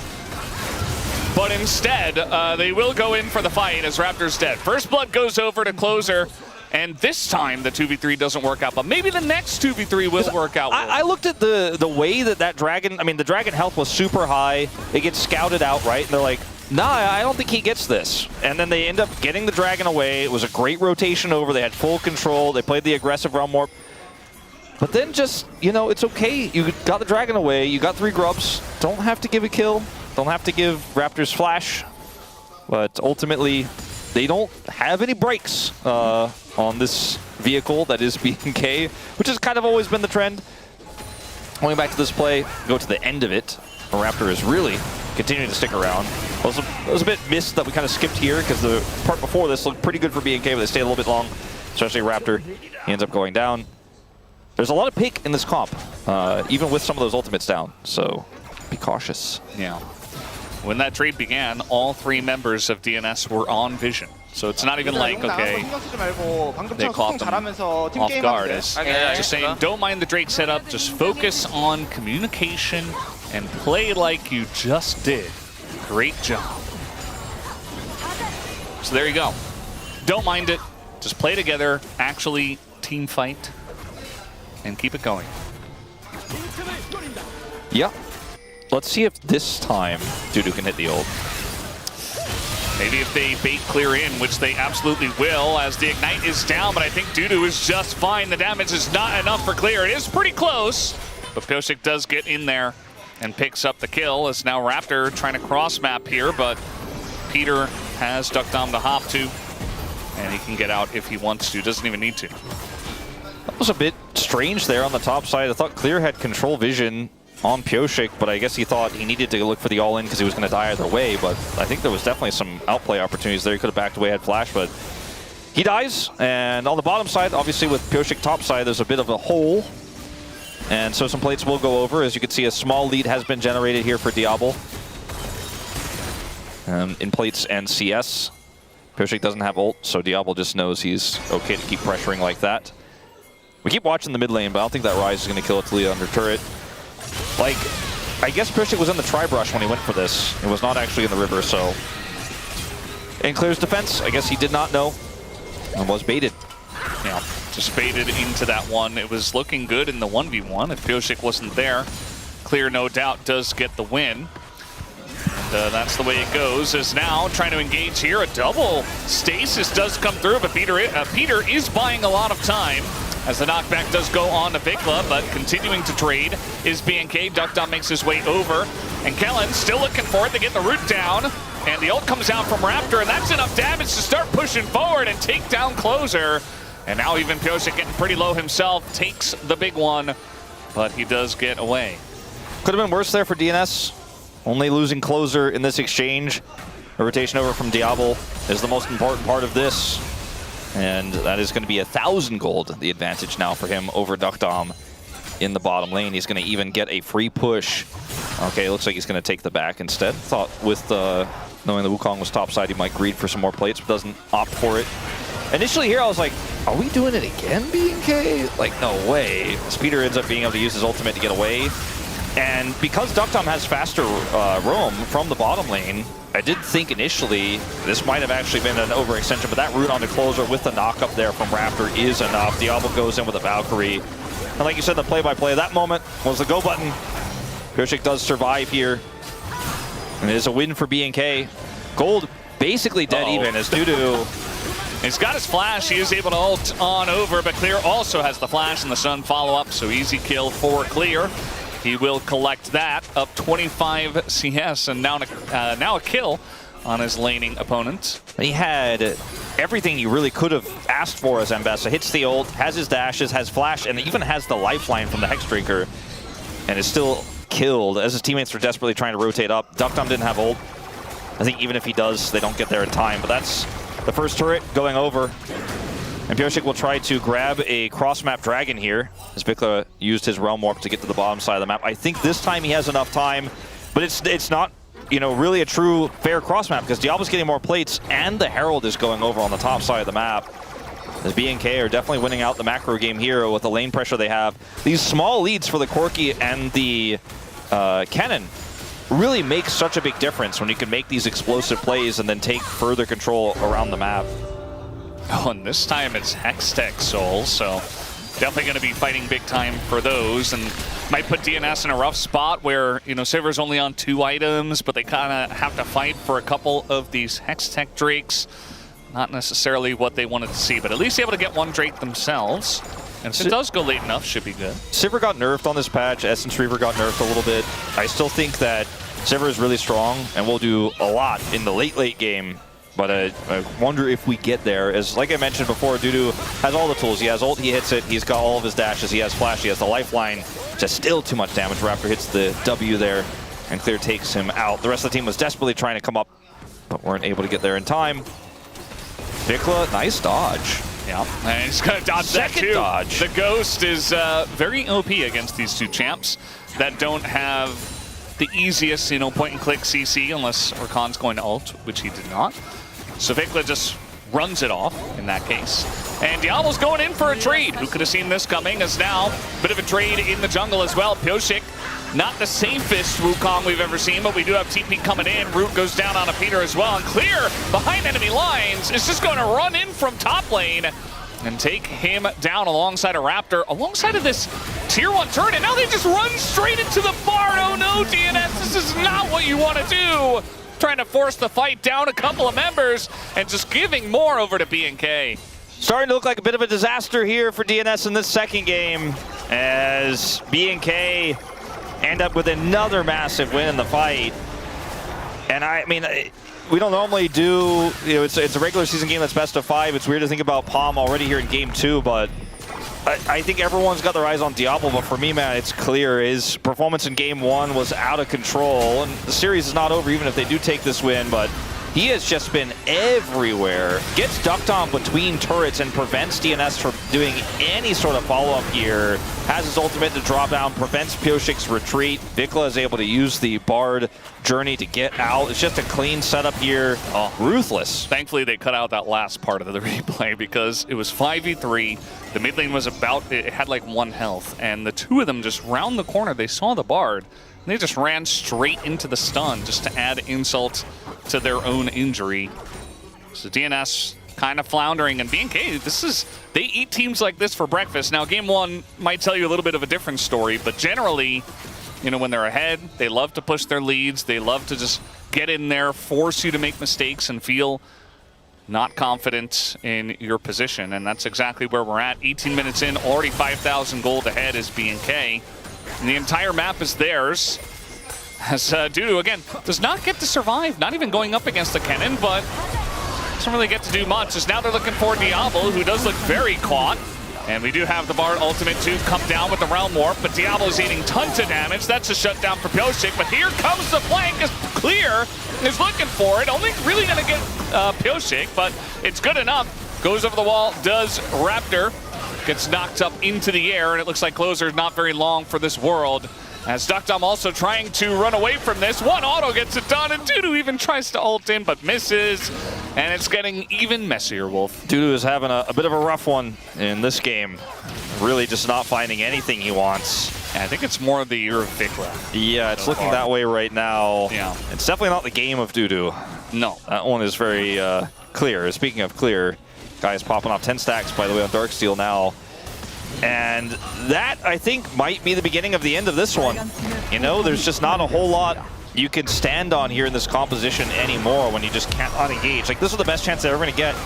And this ult from Kellen, like, Bard Ultimate can set up combos, but in pro play, more often than not, it's used to buy time for rotations. That's why T1 is so iconic with this pick. They have some of the most aggressive rotations on situations where it looks like they're outnumbered, and then Keria buys a ton of time with Bard. This is a similar situation with Kellen, where he's just like, all right, my team's coming, my cannon is coming, and you got the kill on the Corki, but was it worth it? The answer is absolutely not. And now it's a 7,000 gold lead pre-20, and BNK are running away with this series. Yeah, we've had a lot of our series in the last couple of weeks be kind of very slow, grindy ones that do get some decent gold leads that then get thrown back. Game 1 was a little bit like that, but eventually BNK kind of took control of themselves. But this one doesn't really feel like we're going in that direction. This one actually does feel like the gold matters. When you have this Corki on 2 items, you've got the Xin Zhao very far ahead. The cannon is just unanswerable. I mean, the gold matters a ton for the sides, right? And the fact that it's not playable for either solo lane or for DNS. But beyond that, I mean, okay, we're going to see one attempt. Trying to get on top of Vikla here, who is going to Ghost and just kind of tank it all. And now he's just running away, and they're not fast enough to flash this come through. As Closer had to use his own Ghost and Flash to make that happen. Gunblade and Dudu does not exist anymore, has to flash away himself, but instead, we do have Clear just kind of taking him down. One more Q, gets it done, doesn't even need it. As Clear with the solo kill. Gotta spend so many resources to kill one solo laner on the other side. Trying to kill Raptor now as we have another Bard ult coming in. It's not a very clean game, but it's clean enough for BNK standards, they'll say. The shutdown does go to Closer, but Kellen's looking for his own kill. Meanwhile, Clear trying to take a 1v1 against Duckdom. Did not have to do that, but just kind of dies and gives 1,000 gold to Duckdom. All right, well, a gold lead shrinks by 1,000. But, you know, what I was saying before all this craziness happened where Pioshik jumped out of the brush was the gold matters, but the map control matters. There's, like, so little that DNS can do to find this angle. They found one, right? Pioshik jumps out of the brush. They catch the overextending rise. And those types of opportunities are 1 in a million in a game state like this where you have no vision anywhere, really. And so they find that. Does cost them big on the top side. And Clear is, like, eating turret damage trying to kill a 3 levels down Sivir here. Did not does have to do his this. Tools because he uses them to, like, he doesn't have ult, isn't.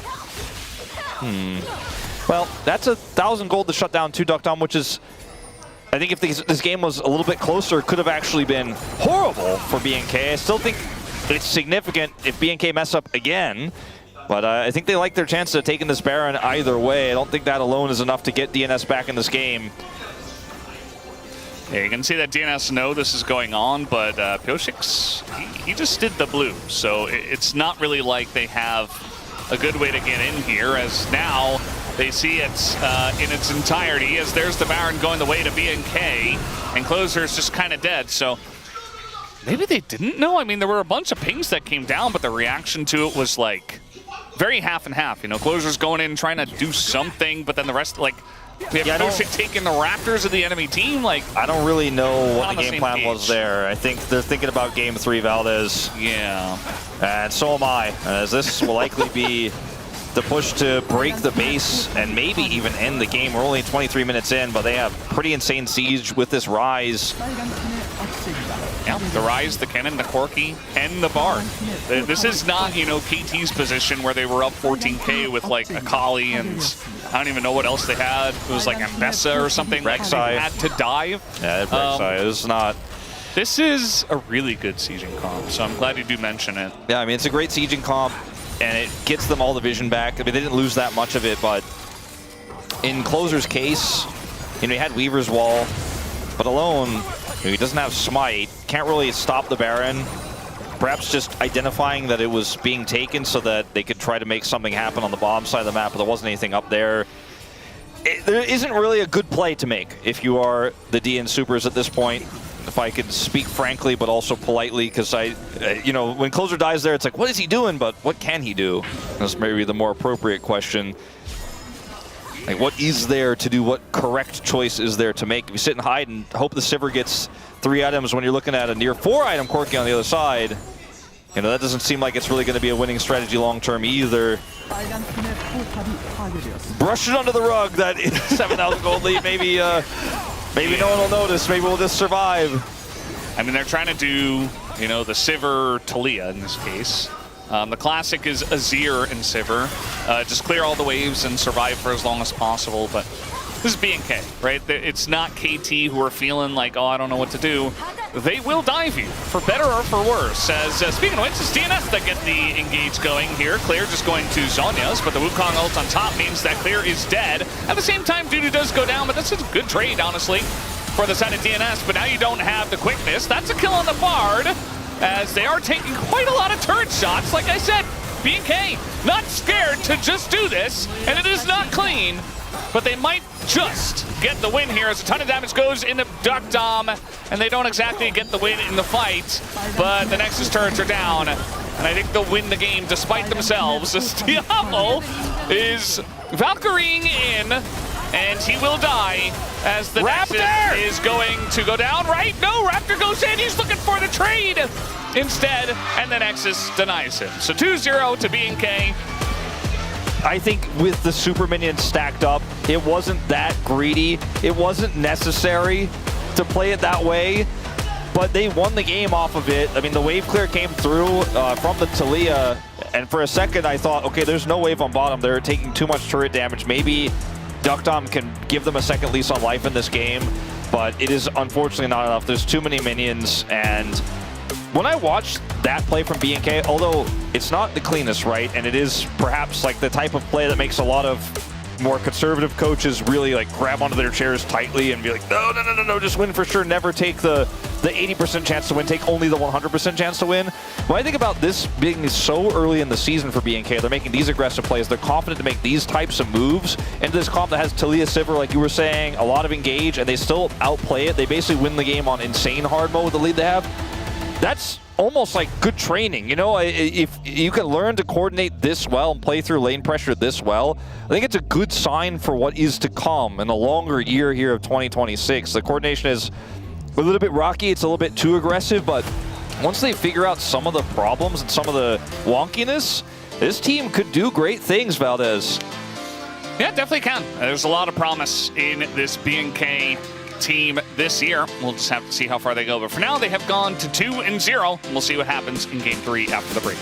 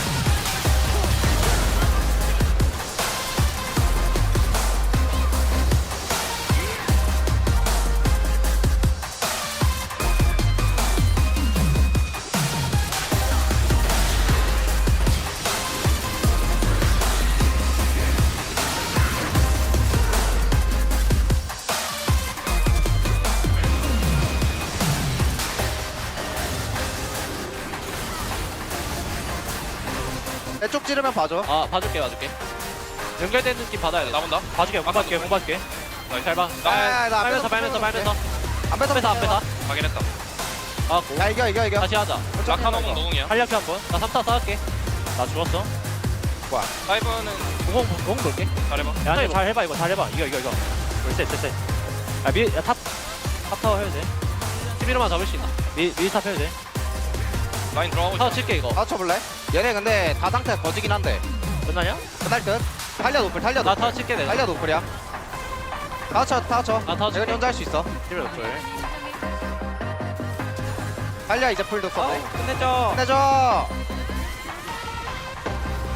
이제 배리 없어. 아.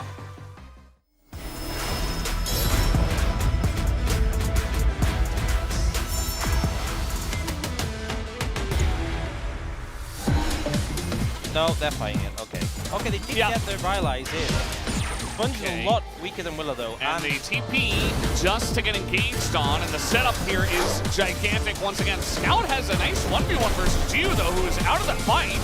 But we got Ritz kind of going insane mode on this back line in the actual fight. As it looks like he will eventually take out King, and Scout does get another kill though, 5th for him. Chemtech during a forced to go to DRS. No, I just think T1 has some tendencies sometimes. Okay, we'll see. Well, so far things looking good. Because is trying to make his way in, potentially for a steal. Yeah, he's trying to get that engage going as Palu, and well, it wasn't much of anything. As now the Cyclone is going to go down, and a massive Doran to the wall! Doran wants to end this game right here, right now, and I think he just did. As Perfect on the run, but he should be the 4th casualty on the list. BBD. So that's kind of how this matchup goes. It's like it's all sustained damage for Diablo. On the other side, Rule is like, okay, I cross-bomb, you hit a rocket. 나 이번에 세게 볼게. 야, 나 궁 볼게 이거. And the cycle of that thing is like, okay, And he's got critical as well. 40% of your health. Yeah, it's all big. It's a massive advantage. It's okay. In goes Viklo, looks for the angle. There is the backflip and the solo. 잡았어. 아직 잡았어 얘들아. 와, 데미지가 말이 안 되네. As now Cuz looking for the engage. They've got Perfect with flash. He wants the angle. Gets rooted immediately. Has to flash away. And Gideon access to the back line. It doesn't touch the Palu. Has the GA. And now it's Bro on the front line pushing forward. As aiming doesn't have a front line. BDD is also on the run. Down goes Minar. Aiming is by himself on the bottom side. Trying to 1v4. Flashes over the wall. Gets one. Picks up another. He's making a move. 3. He's going insane mode. And it's the quadra for MVP on the penta! 사람이 지렸는데? I think the Bros probably want to fight for this one. Spell Shield now on cooldown. Maybe an opportunity here as the Bros do move in. There is the engage onto Namgung, but they do have Teddy with the culling. Rely taking a lot of damage as Roma shows up, teleporting from casting as well. All of the Bros now in position. Namgung flashing away here as Kanavi does go into the Rift Herald, and that's a Ripple knockup from Delight. Flash out from Teddy, but I don't think he's going to survive. You said this Akali was dangerous, and my God, were you correct? As Zeka picks up a triple.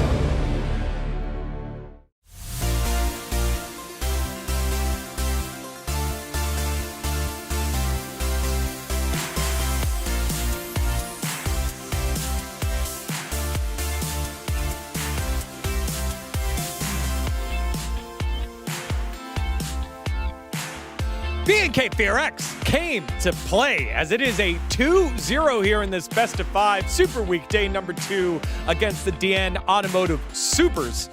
And the Supers just seem a little dazed right now, Ox, as they are on the back foot and searching for answers. Yeah, I think game 1, there was some moments, there was some gameplay moments, there was some issues there, but I think game 2 really started off with a draft where we had a lot of issues, a lot of question marks in the direction they were going, especially, you know, coming out of the end of game 1. I was talking about how I thought getting a good mid matchup was really important.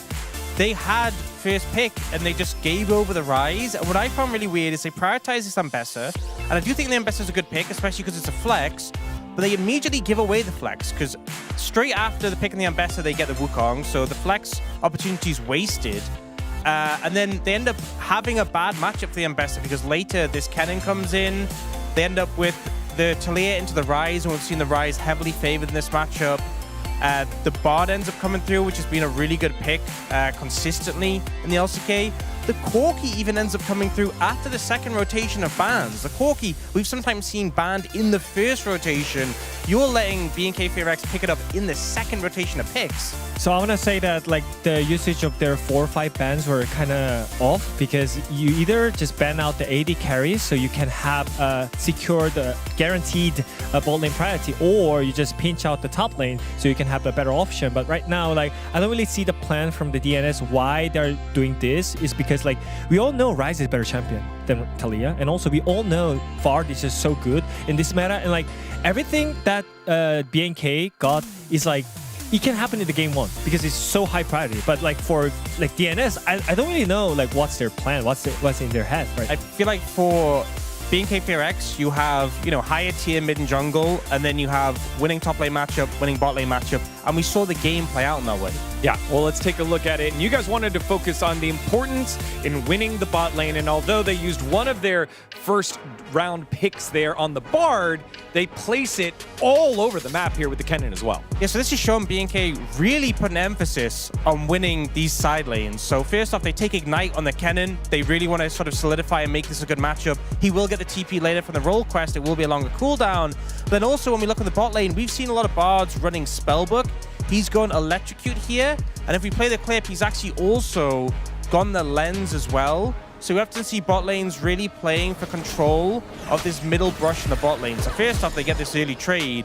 But then Kellen's also gone the Lens, so you can clear this ward out that always gets placed in the middle brush. They are really aggressively playing for control of bot lane, and having that Ignite top lane means they want to get the advantages in these side lanes. I mean, I have been keep saying that like you have to win lane in this meta, and I think BNK is the one who knows the meta right now, because I've seen so many players running Spellbook on Alista, and that triggers me so hard because you're useless in lane already because of the champion, but it's like even more for you, you know, like you have no pressure at all, and you don't even have tools to attack, like counter attack. So it's like, I don't know, whenever like the players had the aggressive rune settings like Glacial Argument with the Ignite, like it works out. So I think everyone should just time to realize it's time to win lane. Yeah, and one thing that you get when you have priority is map control. In this next fight that pops up here, it's over trying to get control of your own jungle. Pyosik kind of goes in a little early around the Drake pit here, and his team's just not ready to follow up. Yeah, so this immediately, you can see Kennen has complete priority and is moving down. And Pyosik, he's playing aggressive here. He doesn't have the first backup from his team. Yeah, you can see that Peter is slower to move to assist. And look at mid lane. His AD carry is getting chunked out. So we see it play out. Pyosik's immediately being targeted. Noctime's just dead. And just plays out horribly in this position. And when Pyosik tries to retreat, it's into the Kennen. I mean, this is just random solo queuing. I mean, if you have no name tags on it, like I can literally say that this is just random solo queue, by the way. So it feels like they're just so unsynced. They're not really communicating each other. So like, what's the plan and stuff. So maybe they're tilting already. Like I don't really know why this keeps happening, like from DNS, because they were good on early games, but now, especially from today, I don't really see them like having a great early game here. Yeah, it's going to be tough here, especially since they're facing a 2-0 with potentially a 3-0 on the line here, which our duo here shaking hands over it potentially being a 3-0. So, y'all, the question is, will the Walks duo jinx a 3-0 day? Will they jinx it? Let us know. I mean, we already had enough of League of Legends yesterday, so I think we all agreed on quick 3-0 to have a nice dinner plan here. Wow. Well, 3-0. look at this. They just care so much that they're trying to jinx it. Oh, okay. Handshakes are getting a little intense. Let's send it back on over to the casters. Is the Walks jinx enough to get us 4 games? Let's see.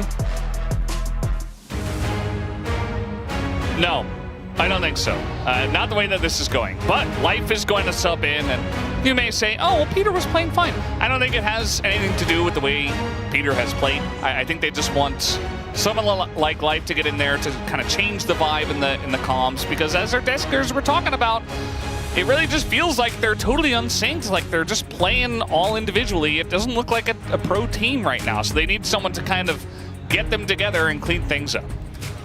There was a team last year, similar tri-code actually, just one letter different. Yeah. And the same shot calling problems that plagued them throughout the entire year. Is that Nongshim? No. Because it's just one letter different. Yeah, no, you were very close, but it was actually DNF. Oh, yeah, makes sense. Nongshim had their own shot calling problems, but a little bit less. They were a legend team. They were, yeah. Well, let's see what they do with first pick this time, because I think you and I walked out, I'll say I walked out of that draft feeling there were a lot of great tools, but the early game was such a disaster that the draft didn't work out. They went for the Talia over the Rise. The desk point out some of the issues and some of the holes in the draft that led to the lane prio, that led to a snowball. And hopefully they won't make those same mistakes this time around, or at least we'll be able to play through some of the weaknesses a little bit more efficiently, as they were not able to press R together this time, nor were they, unfortunately, in game 1 at the right times.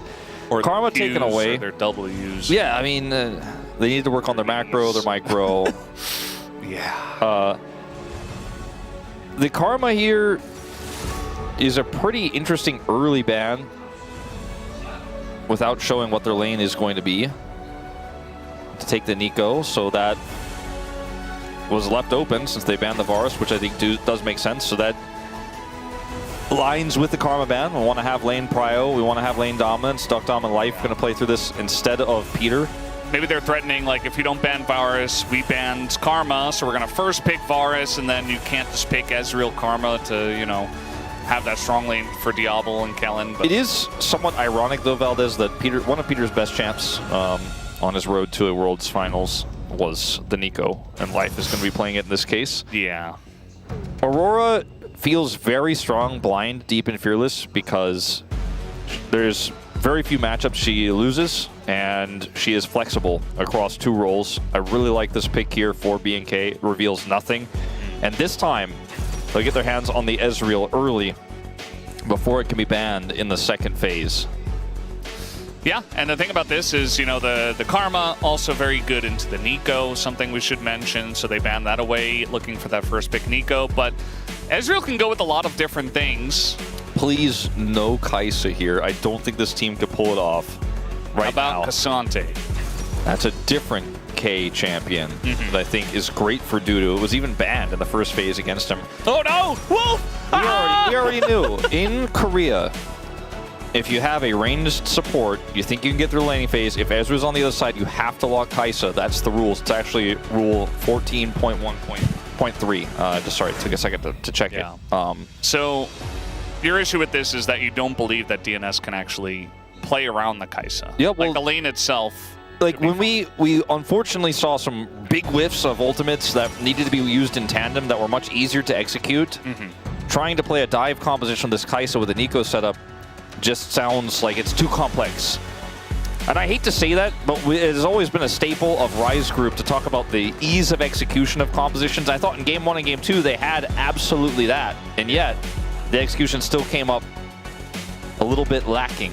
As the Silas ban says, ban Alistair, and they will comply.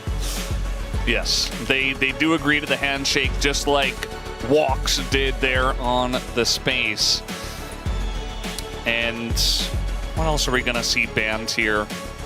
Maybe things that can do well into the Aurora.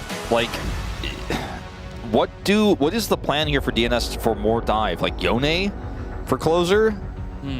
I'm really Kali? Zoe? Zoe. It would have been more pick opportunities. I just don't want to deal with it. I think that's fair. Especially with the Aurora now being revealed to be the mid laner. Can be one of the matchups that you can actually beat the Aurora in, as we've seen. So that makes sense. The Leona is one of the most common into the Kai'Sa. The Alistair, you know, taken away here would have been one of the better options into the Nico, and so that one is taken away as well. See what the answer will be. Rel, ultimately, they go for here. Some decent setup with the Aurora and the Gnar. Gnarbar, a little bit situational, a little bit trickier to play out. It's been a while since Gnar has been meta here, so see how well Clear plays it. Ghost Syndra, all right, that's how we're going to play this one out. Single pick. Yeah, we're running out of mid laners, Wolves. I told you in game 2 it's going to be played in game 3, so... You did say that. Ghost Syndra comes through, and Lee Sin for Pyoshik. Now, this is a Pyoshik classic. Not quite as classic as the Hecarim we saw the other day, but... Yeah. This is a comfort draft, if I've ever seen one, for the side of the DN Supers. Like, tell me there's not one player on this roster that does not love to play the champion they're playing. And then also tell me how this comp is ever going to work, Valdez. Oh, a Malphite being hovered here. All right, it will be Aatrox, which makes a lot more sense to me.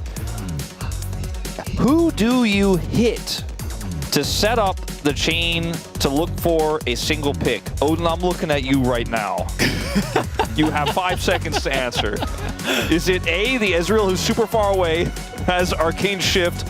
Is it the frontlining Aatrox that has a ton of lifesteal and will probably be able to live through almost anything? Is it the Gnar that's got Mega? No, the answer is it's the Rel, and you hope she misses her engage. You kill her first and then win the follow-up. Of the 3 drafts you saw from the Supers, this one is the one that raises my ire. This is the one I do not trust. This is the one I am worried about. They have the counterpick Gnar into the Cassante as well. So, you mentioned it before, it's a lot of comfort, and maybe that's all they need. Maybe they threw everything else out in terms of draft bucks. They're like, yeah, whatever, we don't need a real composition, we don't, you know, blah, blah, blah, blah, blah. Just play whatever you want, what you think you're going to be good at, and maybe we can win that way.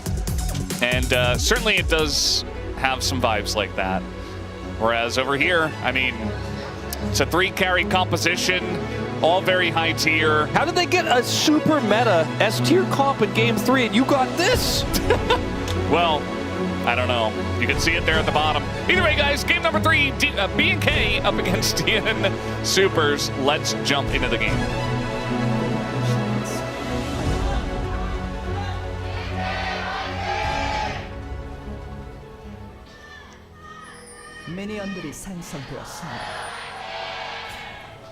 Alrighty, game number 3 on the cards. And DNS, really the onus is on them to show us something. Because B&K, it almost looks like they're just having fun, like they're limit testing. They're going crazy. They're doing all sorts of over-aggressive stuff. And they're still winning. And they're kind of... Valdez? What? Sorry, I didn't mean to interrupt, but I couldn't help but notice Closer didn't take Ghost. Wow. Why? Because he knows that in side lanes, he's not safe and needs to be able to TP into team fights. And despite the fact that Ghost gives Syndra the ability to set up her combos, be aggressive well, and it gives her a little bit of safety, a little bit, Teleport is the correct summoner. Wow, he's a knower. Also, Vikla took Teleport as well. Yes, he did. He's got the Electrocute. I would assume, especially early on, Vikla can have a fun time in this lane. I say that he's not taking the best trades vault. It's fine. It's pretty volatile because if you hit every orb, you do end up doing more damage.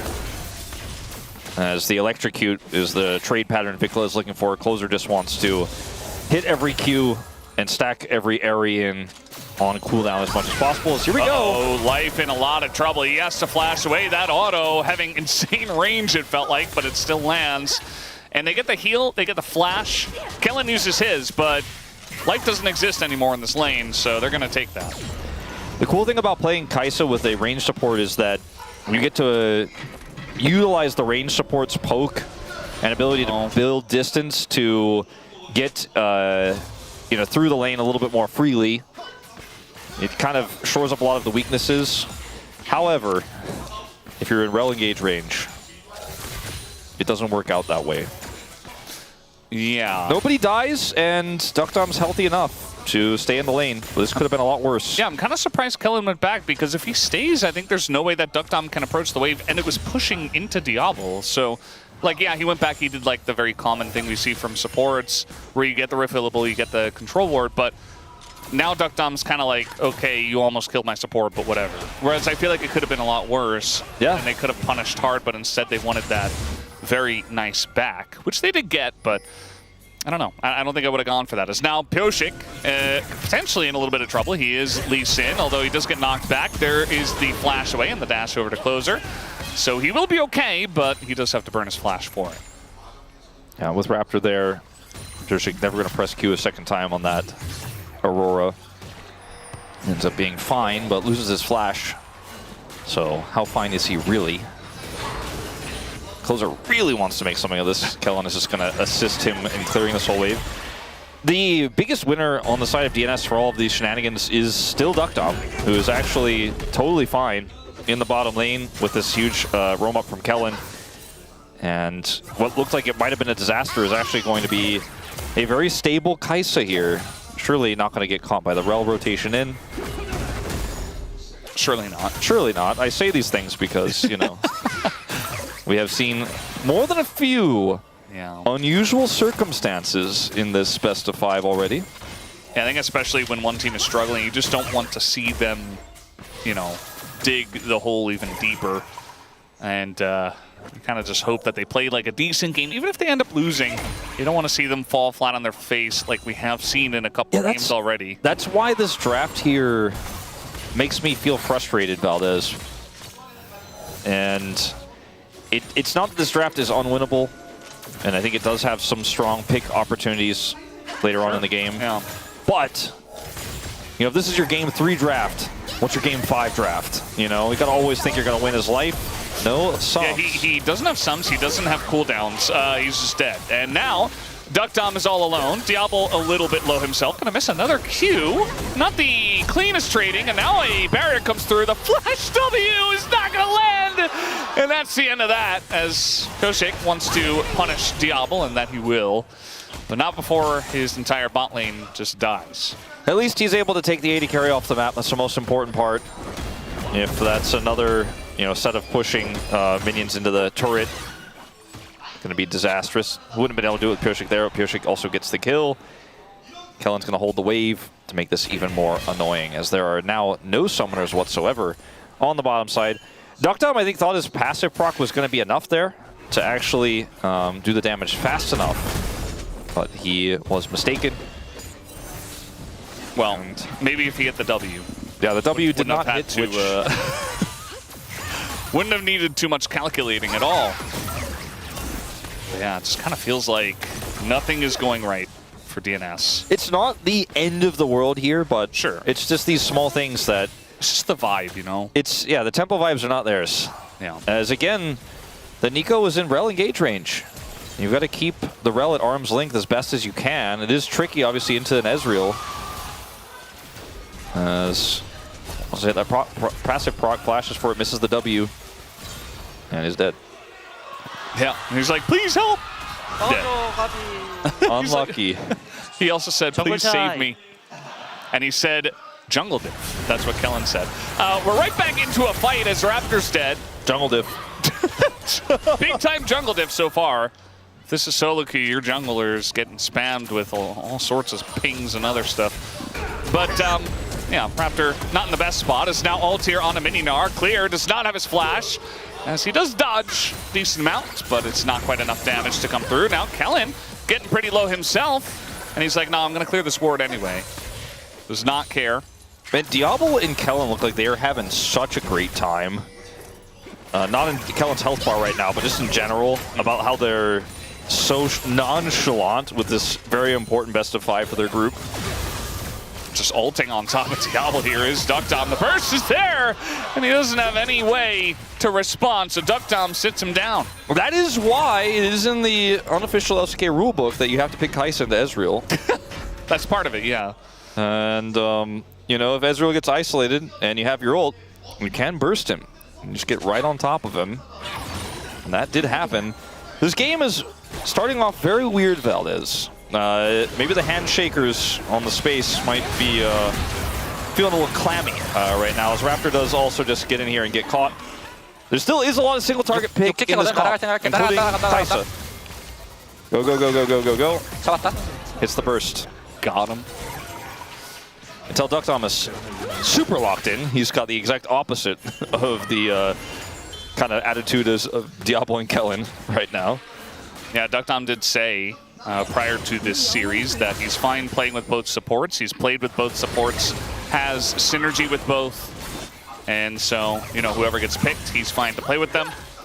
And you can kind of tell he's doing his own thing. Nice little engage from Kellen, but now Pyosik level 7 as his Raptor, but he is much scarier here on the Lee Sin, and Kellen, okay, the Q is going to miss, so Life does have to take the kill, but now the nice kick to push Raptor back. Pyosik So they should be okay. does have his flash, and also he's Lee Sin, so I don't think there's really any chase here. If Raptor takes too much damage trying to force this, it might affect their Dragon take, as we do see the TP from Kellen. Well, it's straight back over. And they should be able to maintain prio for this. Closer is known for his Syndra, even though we haven't seen it as much. Oh, actually ulting on top of Closer here. That's a lot of bursts already. Going to lock him down and essentially just trying to get the flash out and also do a nice amount of burst damage. We'll see if they eventually do go for that Dragon, which feels like it could be pretty nice, but there's still TP, and with home guards, with Lee Sin, it can be a little bit tricky, so... Lee Sin with Sundered Sky. Yeah, not going to go for it. Probably the right call. I do think that with the teleport back in, there's an angle here for... Oh, okay. There's definitely an angle for a Dragon here for DNS now. Yeah, there definitely is. I mean, Duckdom is... You can tell he's trying to punish as hard as possible, but now Life is... He's not in the best spot. Might have to flash himself, and there he goes. As he was just trying to clear a ward, thought he was okay, but Raptor was there. And once again, Dudu getting aggressive. Dusante trying to make his presence felt. The boomerang will not be caught, but Meganar is on the way. As Dudu goes back in. Nice trade from him. Really well played from Dudu here. Actually should be fine.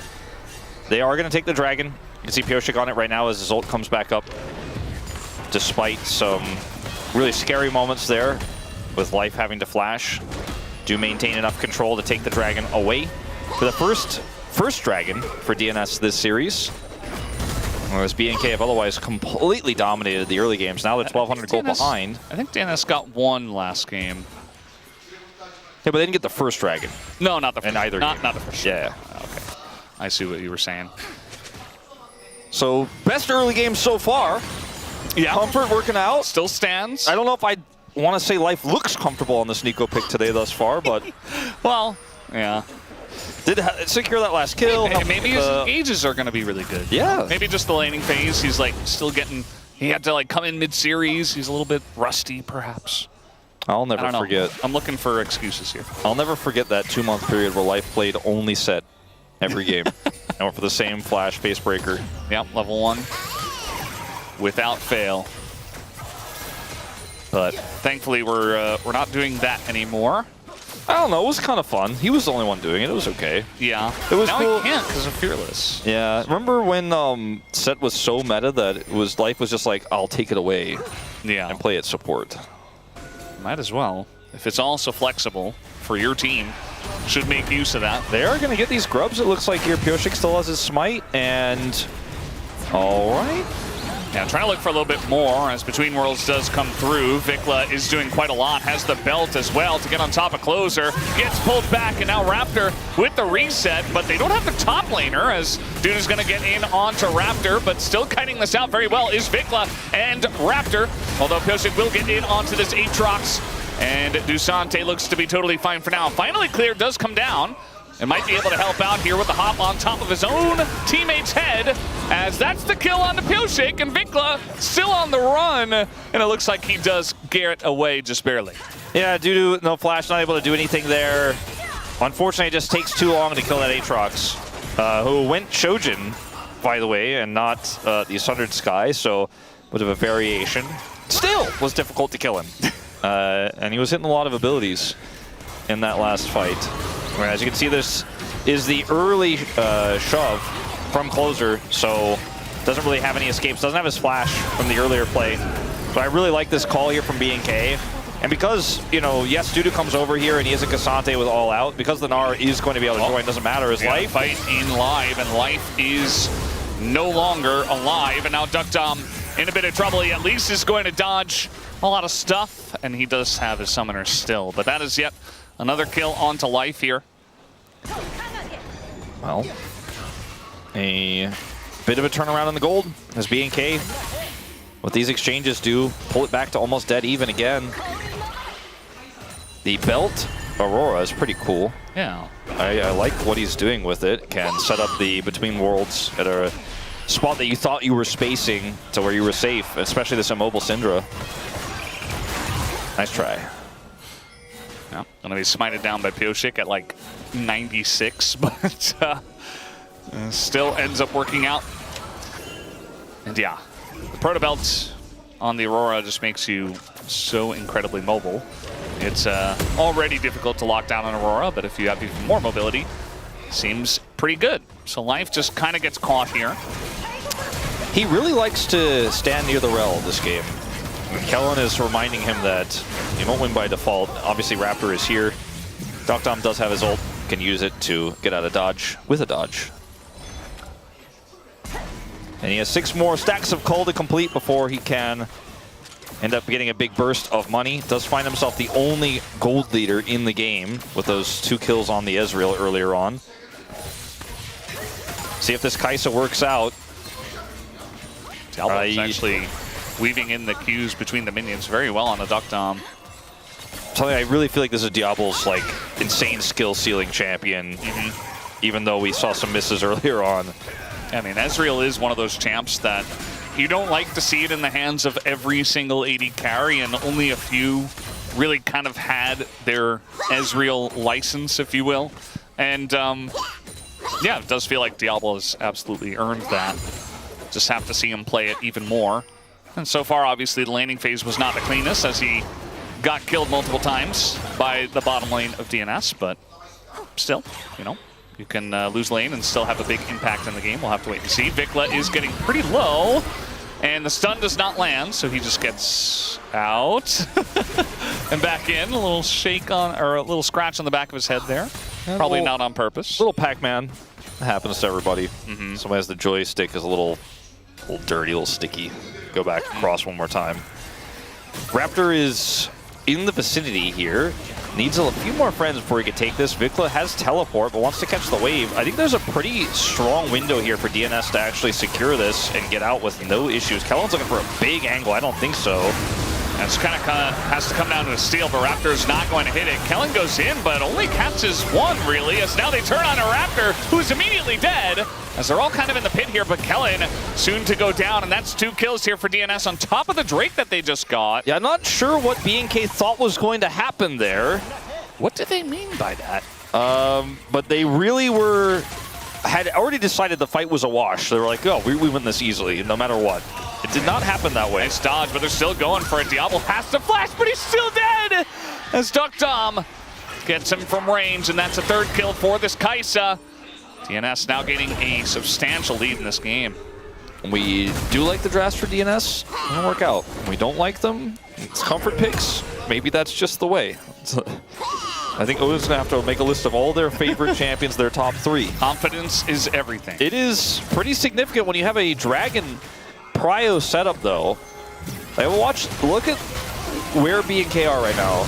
The Aurora is clearing the wave, not here in this fight. Raptor is isolated, I get it, he's an Aatrox, but when this engage comes through from Kellen, it's so lackluster. He was flanking. Diablo isn't there with him. He was playing too safe. All right, trying to take down Closer here. We got 3 people in this one, but Clear also going to have to flash with the TP coming in. Now BNK kind of behind enemy lines. Clear, no flash, no hop, no health bar. Down he goes. The Gnar is the target, and an easy one. 3,000 gold here for DNS. Well, BNK are playing just like they play from ahead, from behind. And they're trying to get back into this one as best as they can. I do understand it because trying to just play a slow macro game from here is going to be pretty tricky, but it is just not working out. That should be the Herald going over plus an R. Yoshi picks that one up, and it's this time DNS just getting every objective on the board. And unfortunately, these aggressive setups are just, I mean, they're too far behind. And like, Closer had flash, he had teammates, you know, it is in immobile Syndra. I suppose that's the thought process behind that was no Without Ghost. No way. Yeah, Piglet a little bit of trouble. He's going to have to burn that flash to get away, plus the belt. And yeah, so Dusante does not really care. So Viklet uses his ult to close the gap, gets Closer's flash, but then Pyosik shows up and they're like, uh-oh, and then the TP shows. We got even more action as once again, Raptor is the punching bag. The Aatrox has a lot of potential in a team fight where he's getting resets, but not when he's getting 1v4'd multiple times in a row. That's the 4th death now for Raptor. Just getting CC chained. He's potential Darkin in this game. He's got a lot of potential, as you said. They are going to get this plate and probably the whole turret. It's a bit of a race with this turret, the top side turret. And it will go the way of DNS. Just barely. As this is just a better group for DNS on the bottom side. Diablo is 2,000 gold behind, even though this is a high skill ceiling. Ezreal, we talked about it. I don't know, maybe the ceiling is collapsing a little bit in this game around him. Maybe the 4 pillars holding it up are not quite able to perform. He is 0-3 though. And despite some really cool engages and some nice leads built up in the early game by Kellen into Life, looked like Life was kind of not having a great start, but his ultimates when BNK just attempt some crazy plays have been able to get enough defensive stuff done. His roots onto Raptor have been pretty big. And the Syndra is getting large. I didn't really like it that much in the draft, but if he hits every scatter defensively he needs to buy space for his teammates who are rotating faster because they have more map control, it's working out. It's almost 5,000 gold to lead here. Yeah. I mean, with a comp like this, if you are going to be, okay, never mind, we are going to engage on top of Duck Dom, who also gets exhausted, and the shutdown goes to Diablo. A very nice setup for BNK. That is about as bad as it can get for DNS. Losing the guy that was ahead, giving the shutdown over to the enemy Ezreal. But yeah, DNS's comp from ahead absolutely can get work done with just Syndra and Kai'Sa, especially with the Kai'Sa getting a lot of the gold, but gotta be careful. Duck Dom with no flash. Not die like that. And he is just burst down. I think it's the W-empowered True Shot Barrage from Diablo that hits him first, and it hits like a truck. And then he is exhausted, as you mentioned. With those summoners, Supercharger not going to be enough to get him out of that one. We'll watch it again, how it all went down. Kellen has flash. Looking for the angle. Despite the Supercharger, he still gets caught by the Magnet Storm. Powered Ezreal ult is enough. Well, we saw what happened before we went into the replay. He was Mega Gnar. He was fine. He was on Vision. And then we come back, he's a dead Mini Gnar, and Dusante has another kill. This is the counter pick to Cassante. He is a little bit behind in this game now. And now it's going to be another turret, as DNS will also get the Dragon on the other side. As the Aatrox is kind of farming bottom lane, maybe looking to set a trap, but DNS are on the Dragon, so I don't think they will walk into his waiting arms. Surely not. They're actually going to look to try to collapse. I think they're very aware of this. Yeah, they have a lot of information, as you can tell. The root comes down. Vikla is dead. Kellen is as well. Only question is who gets the kill. Pyosik says that's mine. Thank you very much. BNK are trying to take the stance of we will not go quietly into that good night, but does not feel like doubling, tripling, quadrupling down on making these all-ins happen is working out for them. But I think they've kind of conceded this game as Rift Herald is going to help them secure another turret here, the 3rd of the game in the mid lane. Crystalline Overgrowth makes it a shoe-in. And defending this is going to be a challenge that I do not think that BNK should look for. Very close, actually, to the Rift Herald not getting the kill, but absolutely does. And that'll be a third turret here for DNS. Now, I do feel like this is one of these games where the gold lead potentially is not real, because I still do feel like if you go long enough against Ezreal and Aatrox, you might have some trouble. Of course, it will take some mistakes from DNS, and they absolutely should win the game from here, but it's not necessarily the way things have gone. That's definitely true, especially because LCK BNK have been trying to look for these punish plays, right? And clear. Oh, okay. That was a little unlucky. Used everything on the wave. Yeah, that's. I mean, it's a little. Probably should play a little safer than that, but a little bit unlucky. It doesn't look great, but it looked worse when he came in the middle of it. When you're like, okay, yeah. he didn't have weapons to fight with. It's like, okay, well, fair. But I do agree with you because BNK have been so good at setting up traps and punishing, and they will take every chance they get. So you still have to play pretty safe. This team is good at coordinating really cool combos and burst damage, as we saw in the kill on Duckdom just moments ago, but the wallets may just be too heavy. As Closer's having a clinical performance on this Syndra this game. Yeah, he looks very comfortable on this pick. This is something we did talk about at length. Something interesting, Diablo did buy the Tunneler, probably head towards Shojin or something like that, but instead sold it, or undid it, and went for the Hex Drinker. So decides he needs a little bit more survivability into the AP damage of not only Closer, but also Duckdom. He's not going Endless Hunger, he's going for the double tier build, which it takes so long to get online. They're already so far behind, but I suppose this is just often how you have to think about a game state like this. Like, go Shojin, okay, maybe you can hit that 3-item spike, but are you really going to be able to carry? Maybe you go double tier, this game goes 40 minutes for some reason, and then actually that's the play. I think that's the angle. I think that's the angle as well. It hurts to build it right now because you're basically saying, I'm not going to be relevant for a little while here, and we're 7,000 gold behind, which he doesn't know, but he knows they're significantly behind. They're down 7 kills and almost every objective. So just kind of hold on is going to be the game plan here, and maybe they could still get the clean sweep. Doesn't look likely at this point. But I do like his calculation, even though it's not very Diablo of him to sit and wait. Yeah, I guess he just walks up, man. He's not afraid of anything. He does have everything available, so just feels pretty safe at this point. But yeah, I think he's really hunkering down and realizing that this game, if they're going to win it, it's going to go a while, and you got to do what you got to do. And double tier builds, you know, back when they were first able to do that, you know, at some point double tier builds were taken away, and obviously they were added back this year. Ezreal was one of the best at doing double tier builds, so it kind of does make sense that this is one of the options still that he can go for in 2026. And it's great for scaling. All those mana items are going to work well together. If it was like a 2,000 gold lead, he goes into Hunger, you're like, or Shojin's, you're like, okay, he's saying, I can fix this game right now. I will carry you. Right now, he's saying, I will fix this game later. And, you know, he was stacking this tier. Ezreal stacks tier incredibly quickly, as you're alluding to, which is part of why it's one of the only champs where this double tier build is viable. So we'll see how much time they can buy. Because it's 3 dragons to 0, 30 seconds until the Mountain Soul for Cassante, who's massively ahead in this game. And the Ezreal is not really going to hurt him with this build. So they need to somehow buy time by securing the smite. That's going to be on Raptor. He does have flash. And try to fight their way through this, but it is going to be so, so hard. Meganar just procced there in the fight against Closer, who did not use his ult, by the way. So Closer just poking him out, forcing the Meganar at the worst time for BNK, essentially. You can see that BNK trying to get some sort of team fight going, but DNS are just not even going to give him the flip.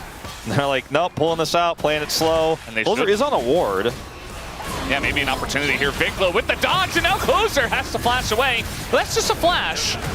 Might come down to a little bit of a flip now as Pioshik's taking some damage, and DNS kind of ceding the floor to them. It is going to come down to a flip. The Raptor is just not in the pit at all. Gets pulled out by the Cassante, isolated, and not killed, actually, not yet.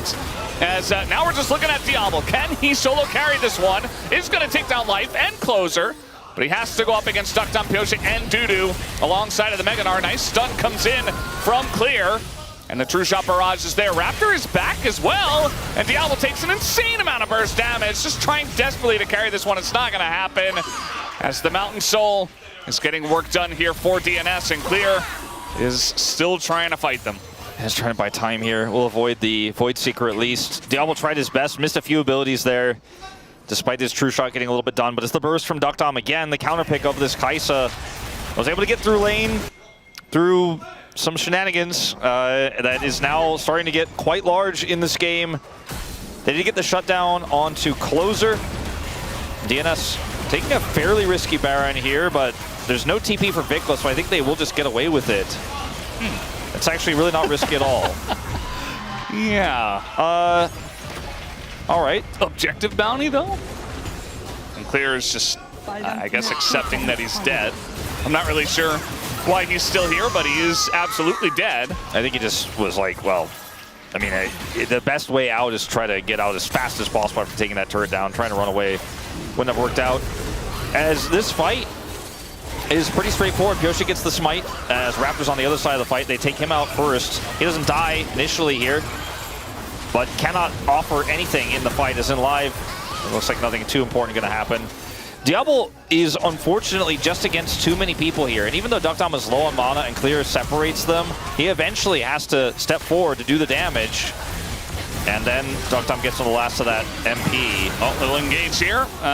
Big engage here. Vikla's dead. And it's kind of happening on the side of the turret. You can see he was not ready for that. Just trying to check and put down some vision, and does get punished by Life's Nico. And now we got Life behind enemy lines here, behind the turret. Dudu's taking a little bit of damage, but... Closer has ult, and he's coming up. Diablo needs to be so careful, while also maximizing damage. Yeah, they're just gonna try to dive him, I guess. The Unleashed Power does go in to Kellen. And Life does have to go golden. He's taking a lot of damage there on the backside of this fight from the Boomerang and Diablo. The DNS up 11,000 gold with the Baron and the Mountain Soul. Surely they can just close it out here. And you would think Diablo's just trying to do as much as he can. Aggressive play there. And they still survive. He can at range chip away at this cannon minion. And they survive. In my mind, Diablo is like the anime character that always wins in the end. And when you're watching the episode where there's like a bit of strife and you're like, oh, he's back in Swall, he's in the dungeon. Yeah. How's he going to get out of this one? In this game, Diablo looks like he's just super chained, but he does enough to help them defend this base. Bit of Magi is picked up, you were pointing out to me, on the Syndra. Vikla is burst first, and that is the turret to go down, and they cannot quite get the inhibitor in the aftermath. Now looking for a bit more here in the jungle. But it just looks like DNS are trying to exert some pressure, take all the camps away, really suffocate BNK out of this game. And yes, there is a world where BNK do come back. We've seen crazier things, but it's just not looking very likely at this point in time. Vikla, he's got to play on a knife's edge here, especially after getting hit by the Nico in the last one. If they survive this Baron and can muster a fight on Elder or an Elder steal, they could still win this game. It is a 12,000 gold lead, and I do think that outcome is unlikely. Yeah. But the fact that the base is still up, it speaks volumes to, again, the lack of siege in this composition. It's a similar situation to the KT1. Like, Syndra can kind of siege, she can engage from range, but BNK are just playing this very carefully, not giving them a whole lot of opportunities. Yeah. It's really the only way to play it, and, you know, it might sound like a lot of cope that we're saying, oh, you know, maybe BNK has a chance when they're this far behind, but again, if you weren't watching last week, you're not in our shoes. And also, you know, DNS, after the first couple of games, I think it makes sense that we don't have a huge amount of confidence in them at the moment, although they have played this game much better and much cleaner. So the goal difference over time graph definitely tells the one story. But in a minute or so, when this Elder Drake spawns, that's where we're going to, you know, read the final chapter. We're going to see the final episode where the protagonist has to face his inner demons. Yeah, or perhaps he just doesn't win this time, and there's a bit of a, you know, 2-week break. It's like Golden Week or something, and then we come back and it's game 4. I think this setup for Baron is really tricky for DNS because Life is their primary like AoE zoning tool. Otherwise, you really have to just try to poke with Syndra and look for that prio target, because Diablo is so safe on this Ezreal. And we trust him and his ability to hit these skill shots in a longer fight on setup. They're actually just going to push Closer. Closer does have enough vision, but he is going to struggle to enter now, and they have a Cassante in mid, so it's not like they can push towards the inhibitor. Flank is coming out here. Piosik's got an angle. Life on the angle as well. Yeah, they want to try to turn onto this one. And we'll see if they can get Life on the Nico, who is going to ult, just gets blasted away from as Kellen has to go in, and Life is just already out of the fight. Pyosik also behind enemy lines, trying to do something. Dunkdom might be able to take out the Rel, but there's the GA. And this is actually looking like a pretty close fight at this point, as now the Sun is going to come down here from Dudu. Tons of damage comes out from Closer, looking for more stacks, but BNK are kiting it out. The Elder is alive. As the Sun comes through, Diablo's going to get caught, and that might be the end of this one.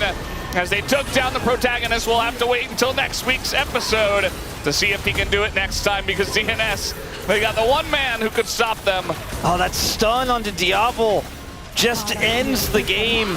Down he falls. No more protagonist. And that is the end of this one. It seemed like maybe there was still some fight here in BNK. Kellen zoned away, doesn't have ult, even though he has flash. Wait a minute. Hey, you can see they're just trying to end the game. They don't want to go for the Baron or the Elder. Clear only stuns the Lee Sin, and that's not going to be good enough, as we have backdoor protection on this turret, and they're just tanking it up and trying to end this one. And I think they should be able to, as Raptor just not able to get anything going on this Aatrox in game number 3, and DNS will force a game number 4 as they take down BNK and finally get the punish. All right, series on our hands, Valdez. No 3-0 today. The fight there looked so broken up, though. Life gets collapsed on. I think that BNK played that so well. And then Pyosik gets onto a flash, because he did get the flash out of Diablo. Pyosik gets on top of him and looks for a kick play, but there's no follow-up. And at that moment, I was like, do they ever kill Diablo? It's that rogue stun, but it actually catches him, and then they end up blowing him up. I think given some time, the game definitely doesn't end. Who knows what happens in the longer fight? Maybe they still lose it, they still lose Elder, but the game doesn't end there.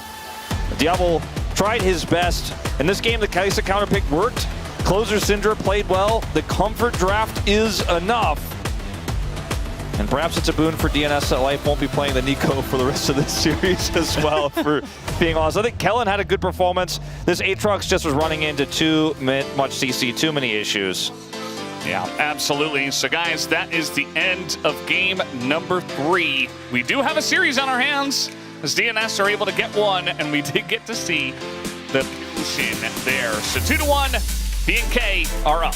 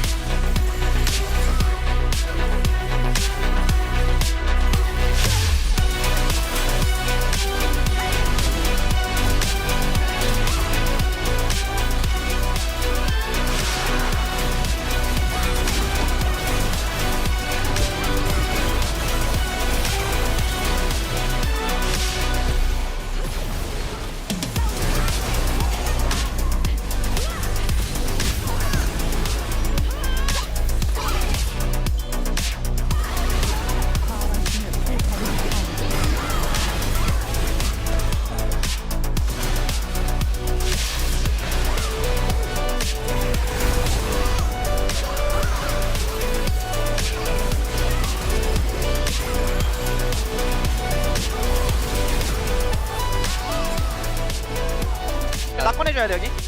이거 니코 봐줘, 니코 봐줘, 얘들아. 나와줘. 나 가는 중. 봐줘. 야, 보던가. 이제 보자. 이제 봐줘. 이제 높여. 빼면서 해봐. 레볼게. 이제 날아가게 애매. 앞에부터 돼요. 오른쪽으로 빠질래 장현아? 멜다 천천히. 왔어. 방어만? 방어 몇 초? 방어 있어. 방어 있으면 빠질 수 있어. 앞에 나를. 오케이. 나 날라갈게. 나를 높을. 야 이거 장르로 불러. 오케이. 나 와이만 거 봐줄게. 빼는 거. 야, 이거 이제. 이제 봐줘. 야, 쭉 가자. 나이스. 야, 끝까지 가자. 끝까지 가자. 내 노공이야. 전격해줘. 나이스.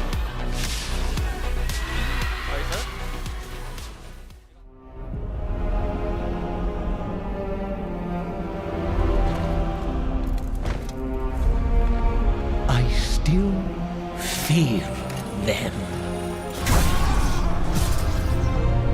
Blades buried in my back.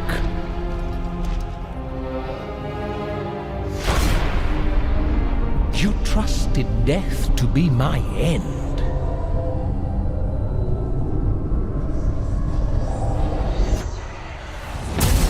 But death knows only one. Kill me.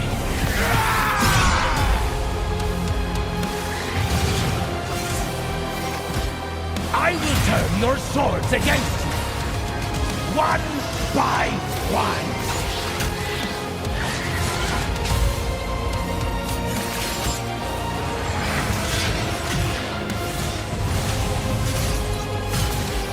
Traitors!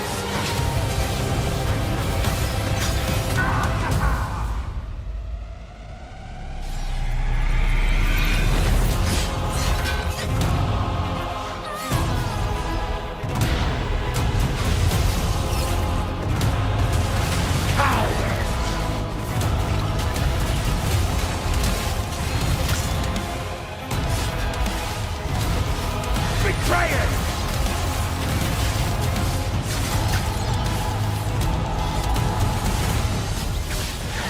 Outbreaker!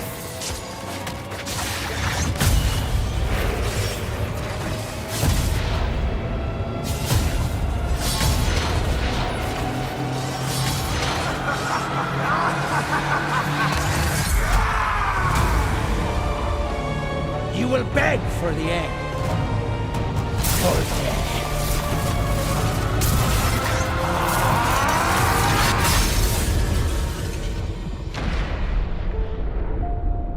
But my revenge has only just begun.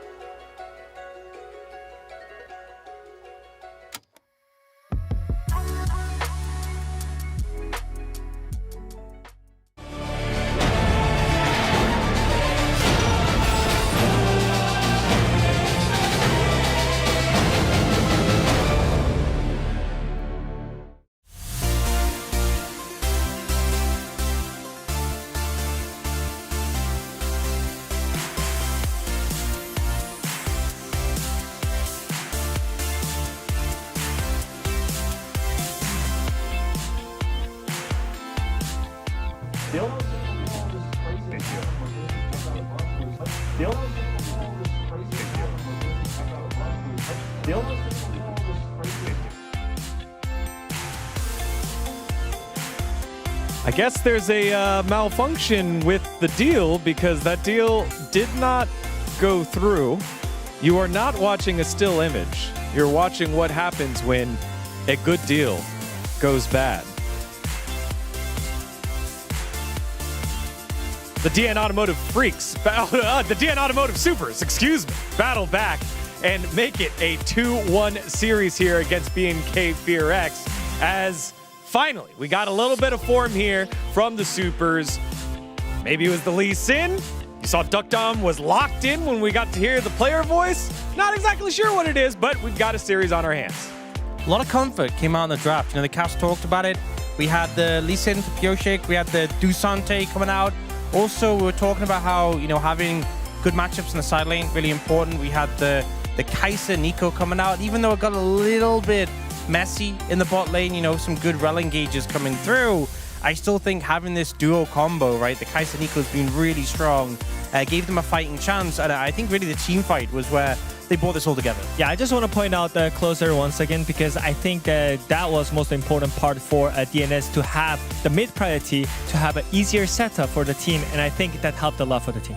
Yeah, let's take a look on what they were able to do with that priority. Both of our key focuses here were at the Drake. So I would say it's not optimal because they are giving up the bot wave, but they're just making it really simple. They just grew up as a team. They just force Drake all together. So that's why the fights are way more simple. And I think as well, their composition has a lot of single target focus. You know, you have a Kai'Sa, you have a Syndra.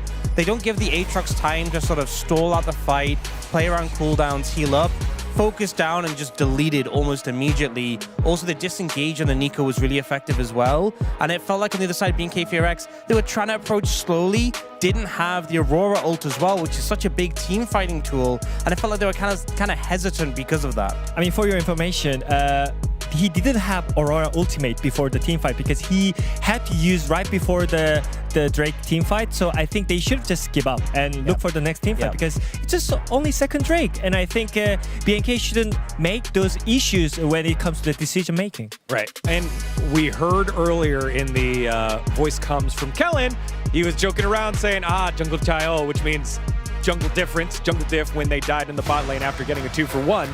But that still doesn't mean that it leads to poor decisions like this one. I mean, again, same issue begins here. Like, they just waste a lot of cooldowns. They're not really linking each other's like a team, you know? So like Kellen is struggling to find out the target. They can't really fight back because they already use all the cooldowns here. So it's a lot simpler for the DNS here. I think as well, it's like the laser focus on the Aatrox to not let him really play the game. And then here, you know, it's just the Aurora gets taken out of the fight immediately, and then they're kind of like circling in on these last two members. So yeah, I mean, it's all about being on the same page, right? Even though like the call is not great, it's still like if you're on the same page, it's a lot simpler, you know? Like, it's whatever, just keep up bot wave, just keep up one mid wave, just group as a team and look for the right moment to fight. And I think that's what DNS needed for like game 1 and game 2. I think it's definitely obvious that DNS have struggled in this series, but I think it was champions, they knew how to play. It was a composition where they knew how to slot together, and it was just like, right, focus on the fundamentals. When it comes to fights, you know how to operate these picks, you know what you need to do, and it was kind of just like, okay, we know our main targets, the calls will be simple. Aatrox, they go for Aatrox. Ezreal, we go for Ezreal, and you saw that playing out in the fight. And when your backs are against the wall like this, that's really just what you need. But now the issue begins with the champion pool though, because it's BO5 and it's game 4, and they need to be smart about what they want from the first selection because they're not the one choosing the first selection here. So I feel like maybe they're getting pinched off, but I want to see something like Life playing a set support in the bot lane to like have some surprise in the bot lane. I mean, that's the thing we talk about. I mean, it's possible, but reverse sweeps in Fearless are really hard. And you already used the Pioshik get out of jail free card with the Lee Sin. He had a huge impact on both mid and jungle. Let's see what else he's able to pull out of the bag here for the DN Automotive Supers, or will BNK FearX close it out 3-1. Thank you, guys. And yes, I have the bag right here. There's really not that much stuff left in it, actually. They've taken a lot of stuff out of the bag, and you know, it's feeling much lighter than it was at the beginning of the series. So Yeah, they're going to struggle to find some stuff. They might need to add some more stuff to the bag. I don't know what they're going to do. Maybe some kind of magic trick where stuff just keeps appearing. But at this point, I don't know. I don't know, Digon. I do wonder what's left in the bag. Well, that last draft had me guessing a little bit about what would happen if we did go. I was like, okay, if this is your game 3, what do we have in game 4 and game 5? Are we getting to Raptor Nefiri territory, you know, as well? How about a Kiana? How about not a Kiana? How about a Kiana? Game 4. Bring us to game 5 just like that. I am so down. I don't think that will happen, but if there was a team to first pick it, it would be BNK. The Nocturne's going to continue to be banned. We will see the Rumble gone. A lot of our mobile and safe AD carries are gone as well. So I do think Malphite stock's a little bit up, although I still think in pro play, very tricky to pull off, but it does seem a little bit more viable. The ban on the Sylas just kind of indicate they could be looking to first pick it. Yeah, that's generally what it does indicate. And, you know, could be Malphite. That does come out, and maybe it gets answered by an Alistair, which we haven't seen just yet. Another pick that Sylas is very well into, as we saw yesterday. And every other time Sylas plays into Alistair. So they banned Sylas, and then they also banned Malphite. So the gambit is up, I guess, on that one. Yeah, I was maybe reading into it too much, but we did see that quite a bit, forcing the Malphite ban on the second pick team, but I hope that they had something else in mind. Keeping Diablo safe seems to be a pretty strong strategy. Seems to be a good way to play. I don't feel like no he Malphite. can keep himself safe. And by the way, they left Jace open. This pick, okay, so I spent a lot of time talking about this last week. I think is incredibly strong to get you ahead. First strike gold, you know, we often see that picked up. You generate a lot of it. You can impact the lanes with just Shock Blast. But you are so incredibly vulnerable on objective fights, and they're playing it into Pantheon as well in this case. This could be flexed to the top lane, depending on what matchup we end up seeing here, so they can hold that flex for now. But even top Jace feels a lot riskier than jungle Jace, and so I'm not sold on this alone just yet. We'll see what else they bring to the table. As Leona will give them a bit of a front line. Would steal it away from the Ziggs as well.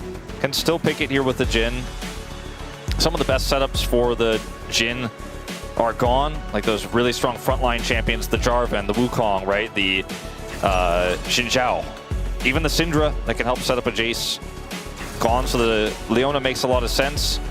As Closer will this time pull out the Yone. Yeah, makes that very early Ziggs pick make more sense as well. I want to play that AD mid. I want to make sure they have the Ziggs. LeBlanc going to be taken away, so not going to allow Vikla to play that into the Yone, assuming the Yone does go mid, which I would assume 99.9% of the time, especially for this team, it does. Yeah, I think I would be feeling that way as well.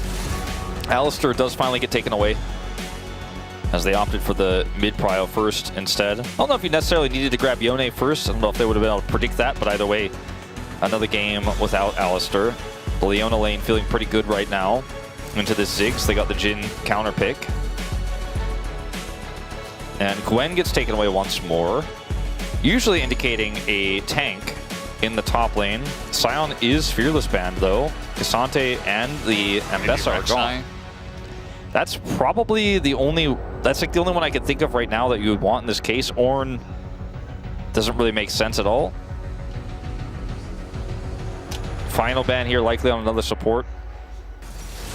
Zahin. Zahin support. I actually, I played a solo queue game with Dan Ox Harrison. He had to play with the Zahin support. The guy actually did pretty well.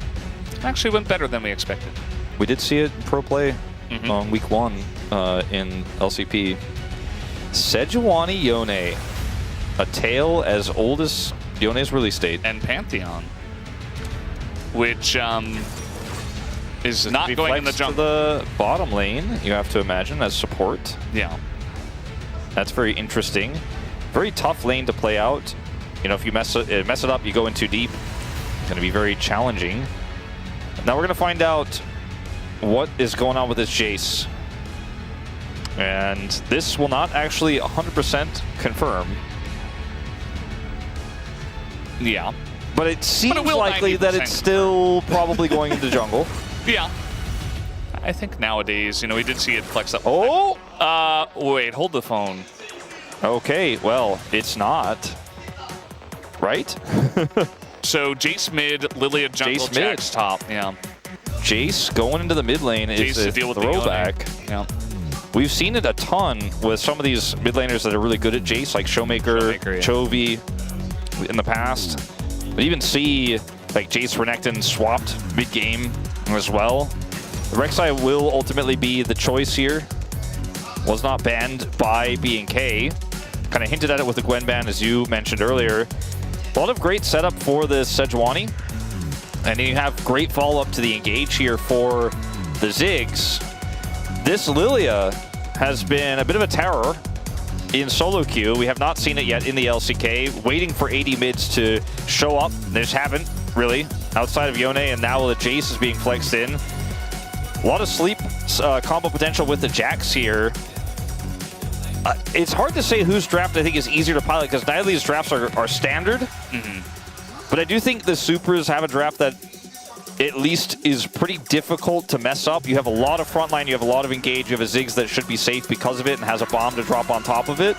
Yeah, they have like pretty obvious synergies. You know, you got the Sejuani with the two melee. You have a very strong front line with two tanks, and then the Ziggs behind it, as you were mentioning it. This guy says no 5-gamer.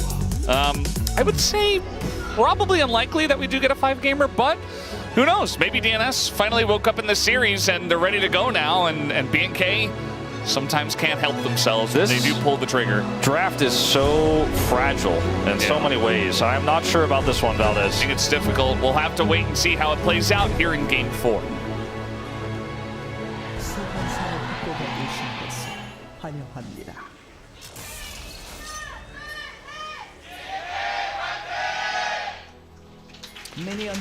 And here we go, game number 4.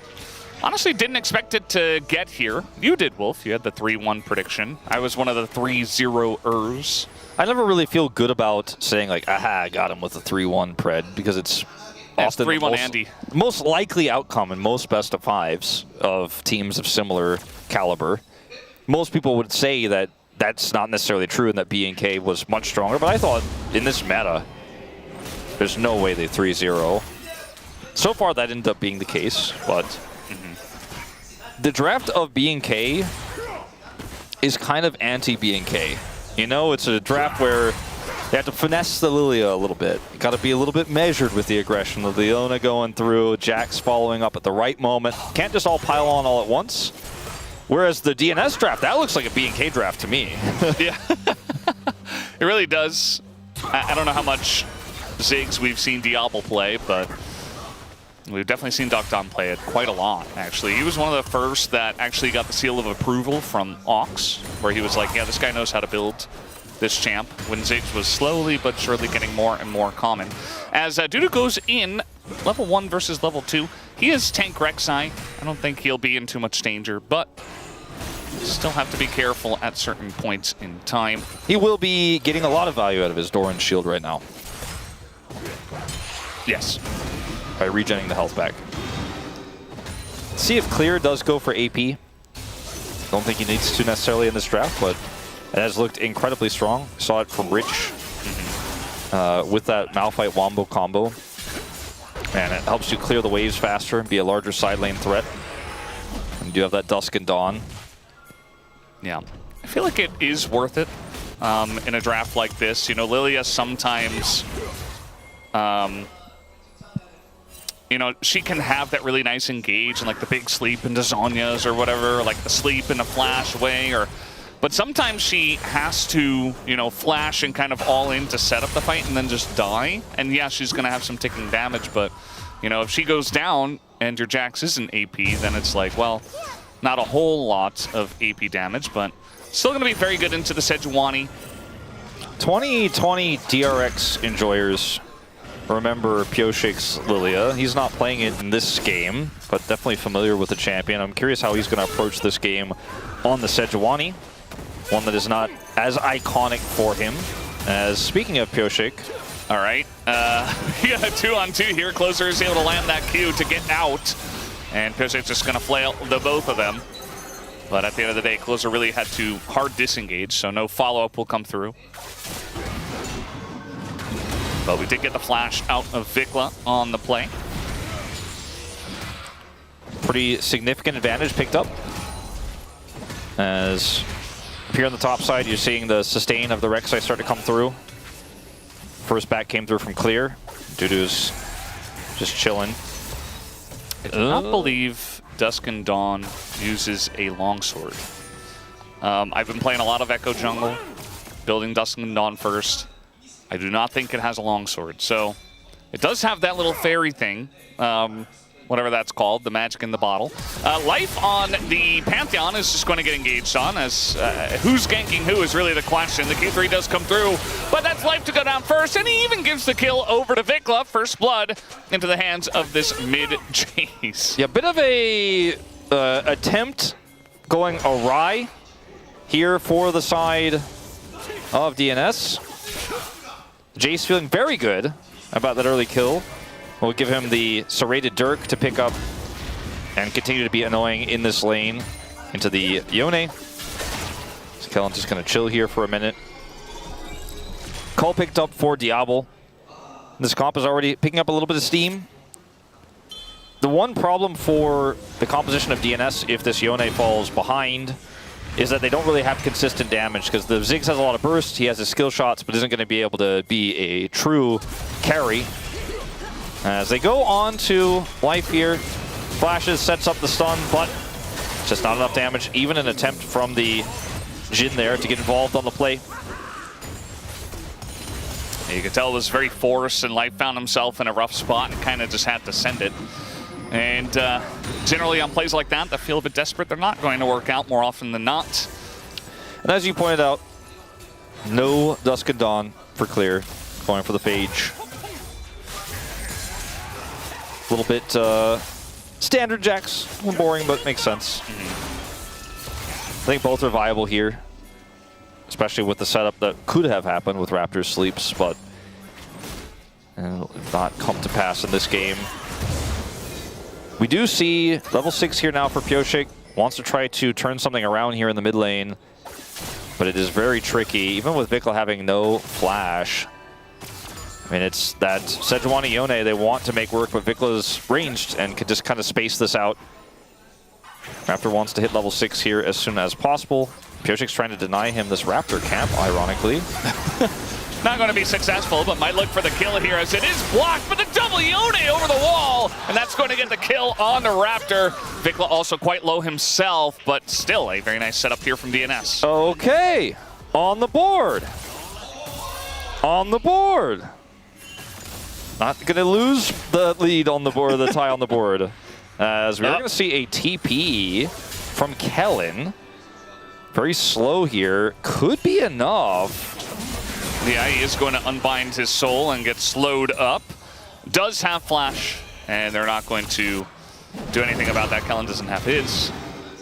Ultimately, it ends up being just Kellen showing up in the mid lane.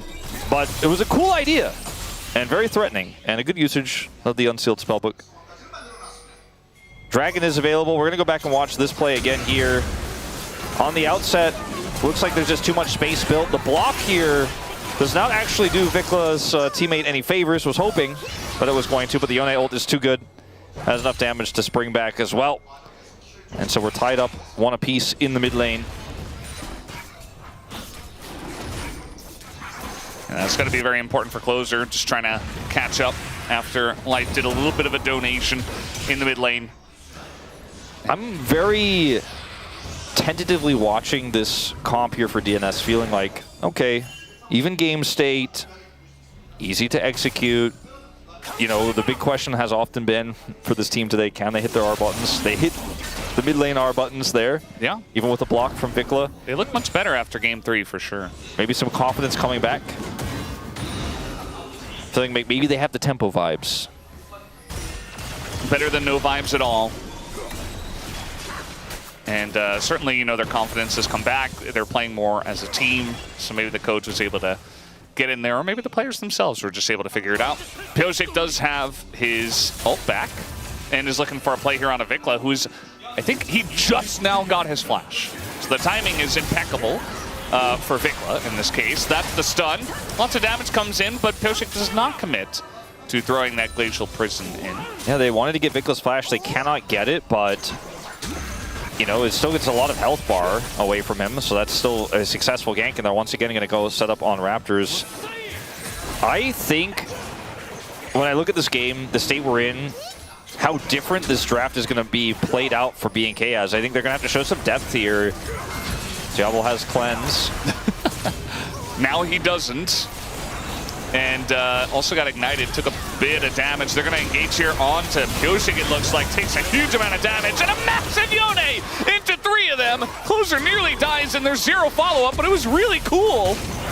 And life goes in, his ult hits nobody, and Duck Dom is super low, and he's just going to get crit in the face instead.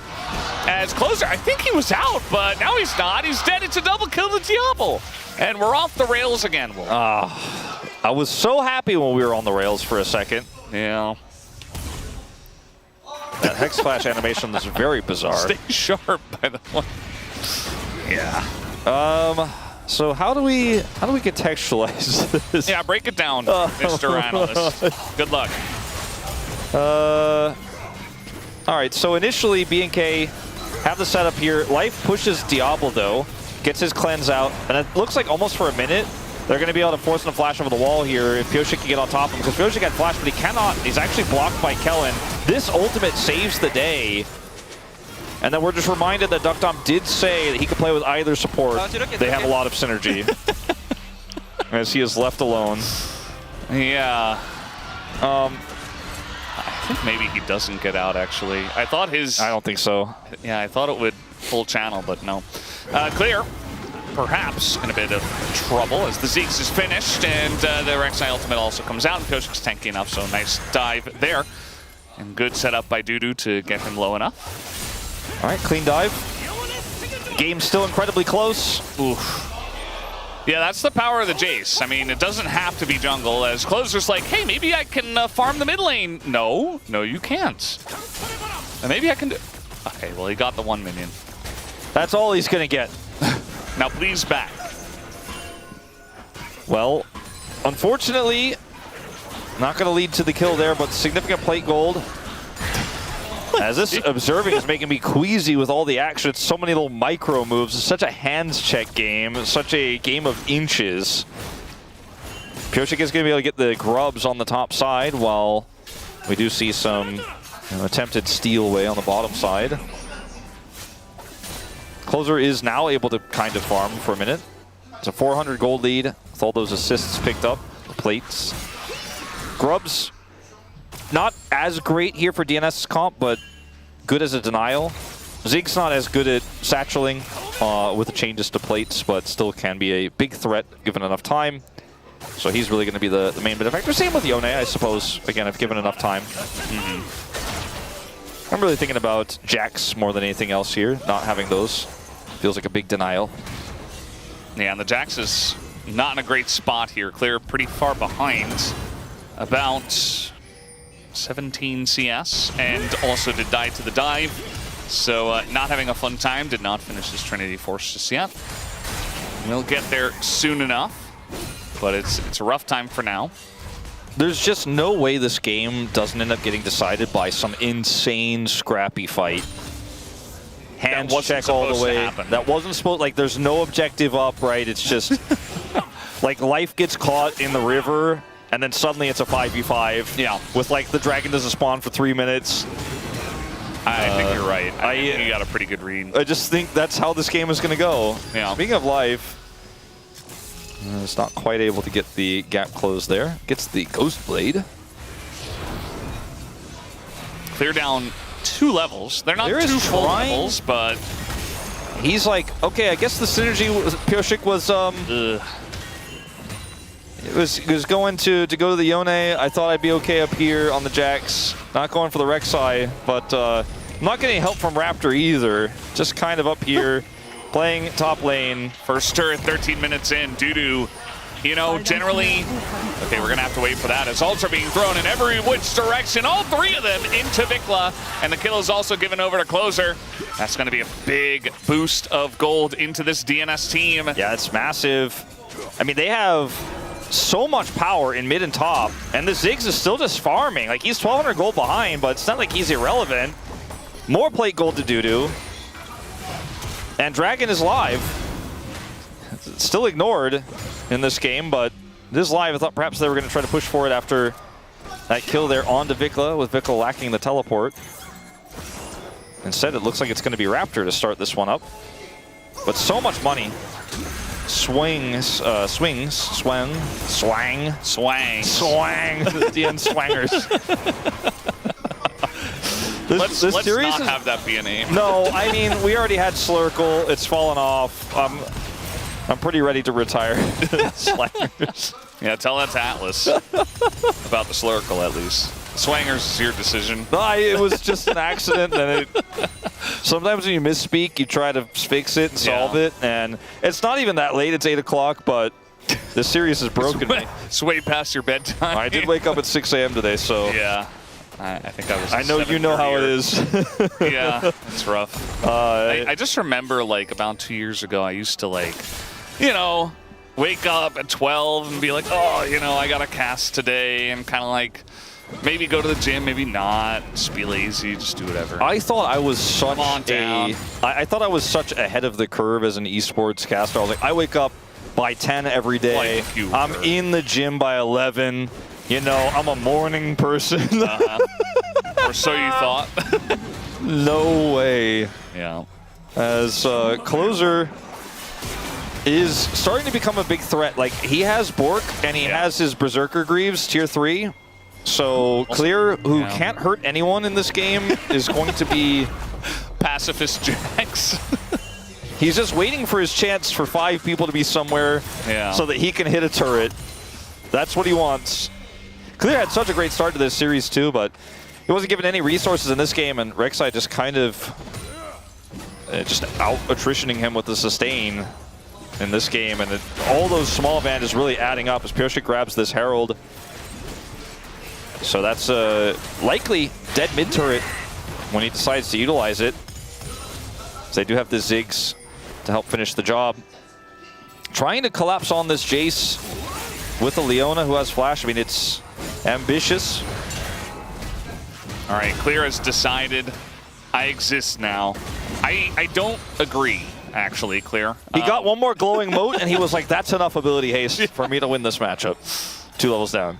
Well, he's about to get ulted on by the Pantheon. Actually, it looks like Life is going to hold on to that for now. And that's totally fine. Flash available here for Clear, but the stun comes down, and it's pretty easy doings from there. Although, the Counter-Strike comes in, and he just dies to Ignite.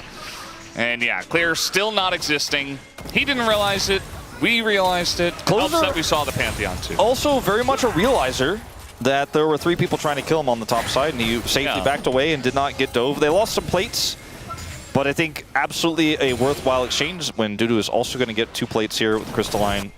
Maybe more. And there's that mid turret I was talking about. This is just a macro gap a little bit in this one. All right, first Lily asleep to come through. It's on Ione, who does not care and will not care. Satchel range. Yeah. So double turret.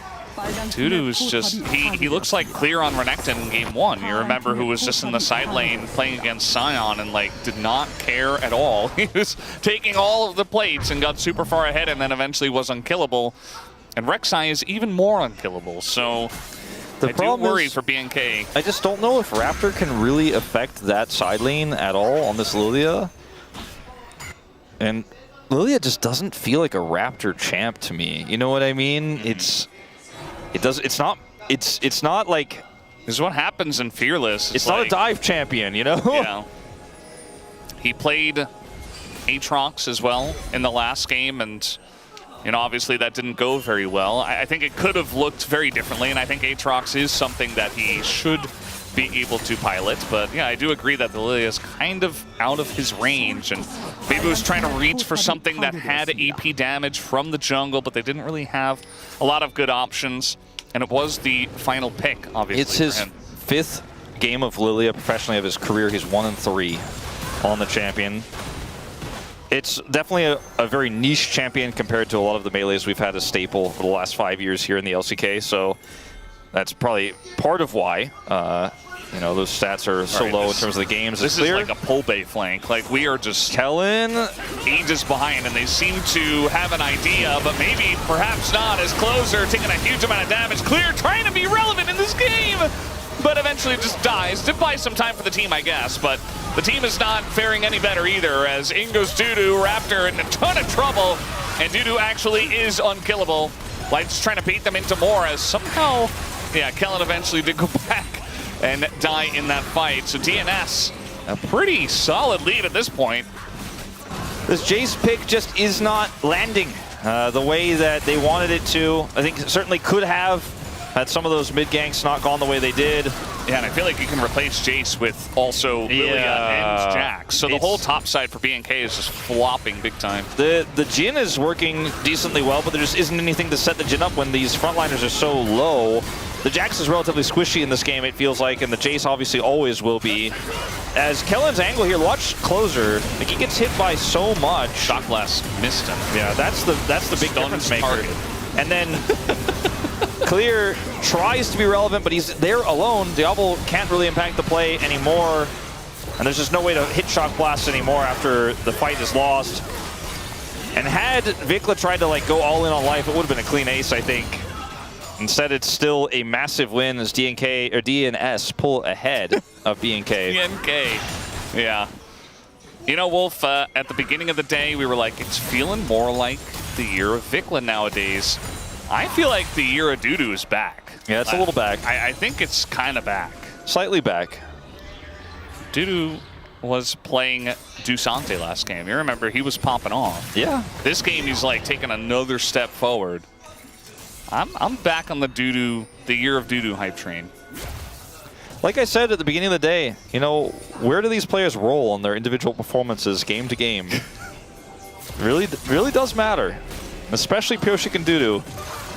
All right, and now they're going to get a pick on a Duck Dom, one of the guys who actually is decently farming this one, and he's just dead. So there's that pick potential. Not quite able to flash over the wall there in time. I think it was the right call not to use it in ways. And that is going to be mid-turret, so that's a significant pick. Yeah, and Diablo's 4-0. Yeah, puts a huge dent in the gold. Like, it is just going to be a game like that is decided by some crazy fight that doesn't make sense, isn't it, Valdez? Yeah, you knew it. Like, I don't think you it's don't have to convince me. I don't think it's going to be an Elder flip either. I think it's just going to be some weird, bizarre fight. Something like this, but with everybody involved. Where one person kind of gets a little bit caught, but then it baits everybody in. Yeah, like it's the type of fight where there's 4 TPs on the ground. Yeah. And you're like, I know exactly the type of fight you're thinking of.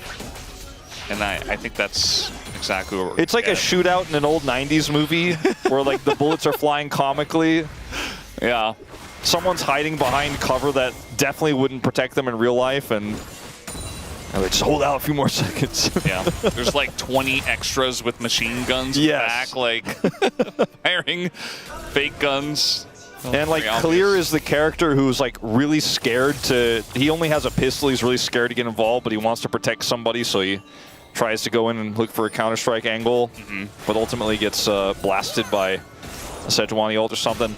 It's gonna get wild. I do feel like eventually Clear will exist. You know, he's given enough time. He needs to hit the turrets, so the more they leave him alone, the more powerful he will feed on the minions and on the... he will feed on the E, he will not feed on the P. You know, he's PvEing a little bit. And he's getting away with it, but they're going to take the Baron, and now Raptor with no flash. Difficult for him to get in here and impact this. Dudu also going to hold this angle here. I think they can, if they play this slow, hold this Baron. Yeah, like you mentioned, I just don't think there's a very good in for BNK, and they're trying to kill Rek'Sai. That's not going to happen. Maybe if they have a lot of time with him, which it looks like they will. There's the shutdown, though, and DNS pulled off the Baron. It was on like 6K. I thought they could have just taken the Baron, but instead, they tried to help out Dudu. Dudu dies. And it's the old switcheroo. Yeah. Life is also going to die. And if it wasn't a Jhin composition, they would probably consider doing the Baron themselves right after that. Jax is back. Jax is... Backs. Getting closer to being back. He does TP in. And look at this, 6,500. The sleep Just here. finish it. Just do the Double sleep, but I think they can just keep doing it. They're like turning off to help Dudu who's already dead. Yeah, I think Dudu's plan was to buy them time to do the Baron, not to kill the Leona. It's another fight where it's so obvious that the communication is just totally off. Like, I feel like if DNS figured out the communication, to be honest, I think it is better than last year. But it's still, it's not a high bar. It's not good enough. It's not good enough for the LCK when we're doing stuff like that. Okay, clear. A little bit of extra time. That's not a Dusk at Dawn Counter-Strike, but we'll take it.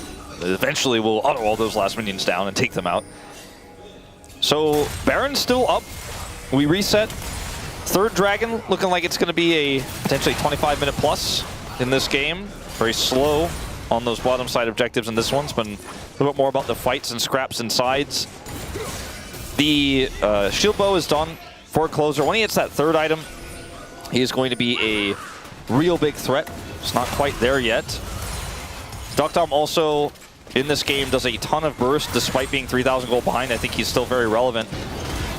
And here comes clear on Baron. Yeah. PBE. I wanted to mention BNK's Baron is actually really fast. Yeah. They don't even need, as is quite obvious here, they only need a couple of guys because, yes, the Jace would be a nice influx of damage, and they're going to slowly add people, but there's just no vision, and BNK are just taking this objective. We got TP in a mid. That's way too late.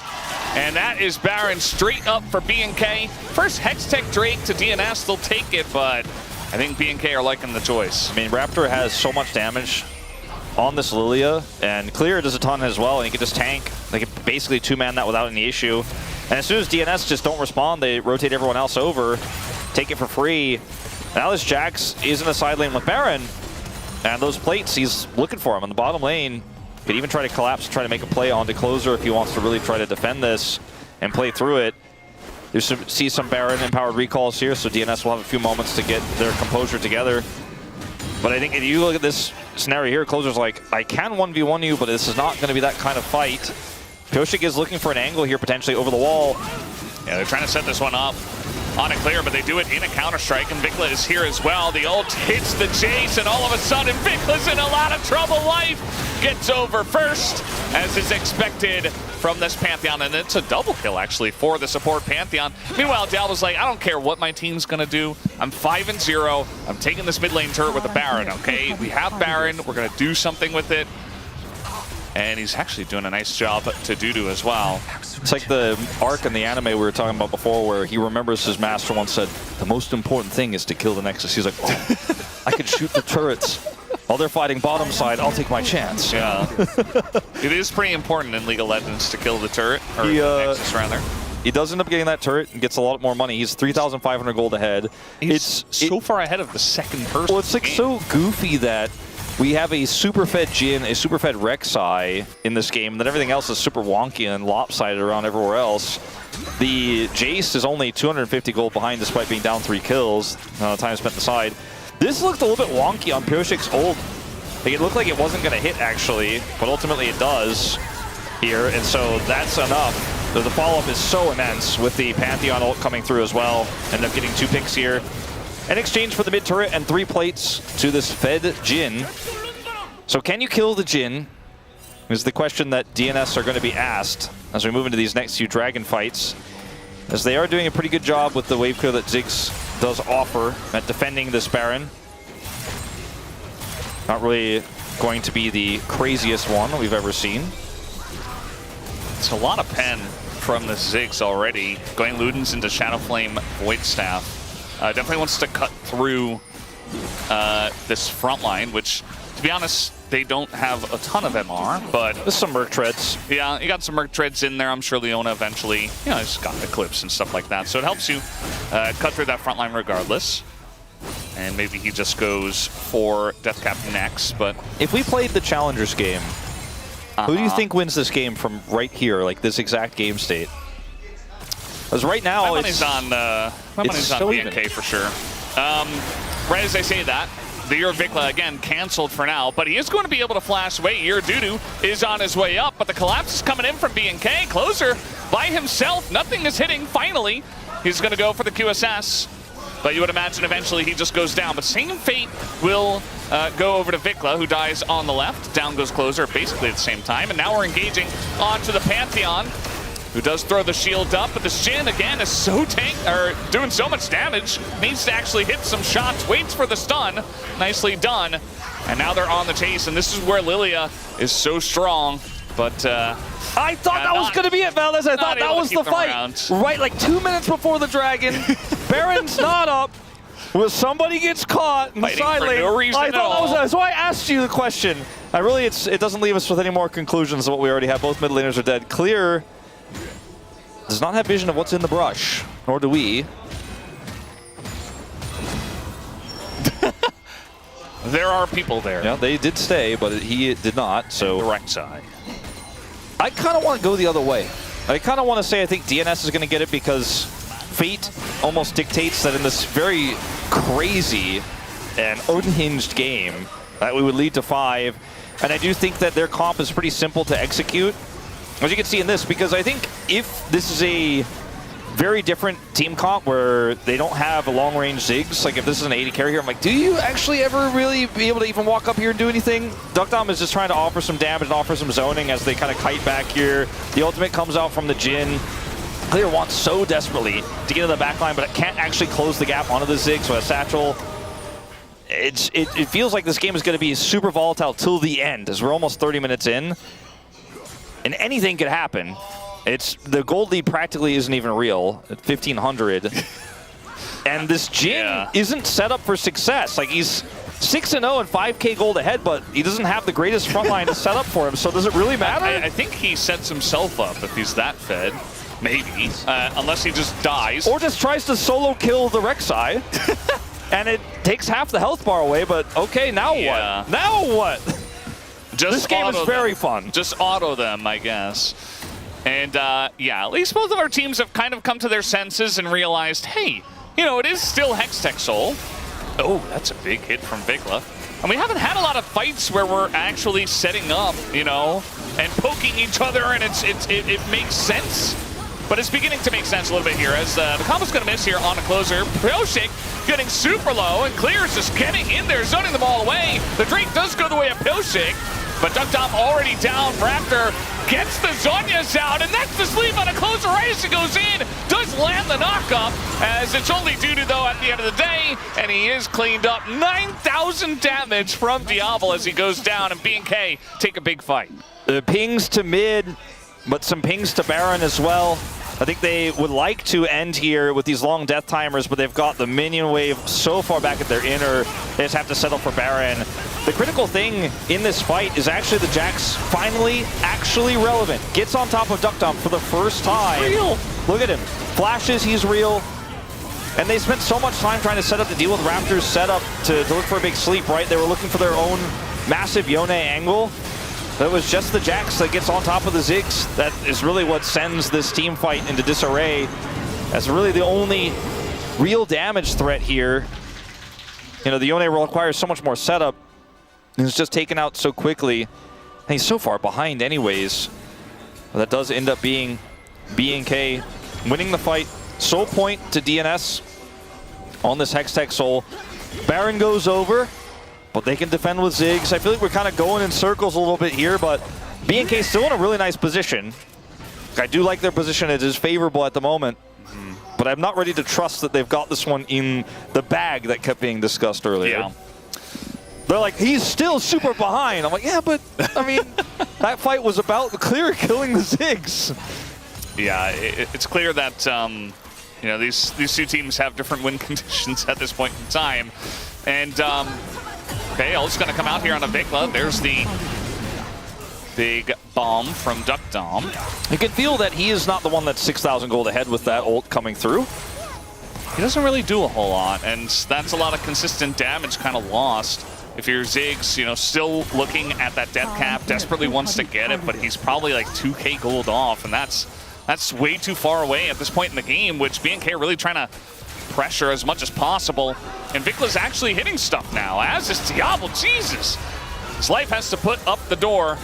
And now we're just throwing ults every which direction, just throwing them off of the wave. He has no mana. He's like trying his hardest to clear these Baron waves. He's used his whole mana bar. He interrupts the ult, but has to now walk away and get his mana back before he can do anything else. And this is looking like it's likely to be 2 inhibitors to fall here. Great siege from BNK. And it could just lead to an end if they can find an angle here.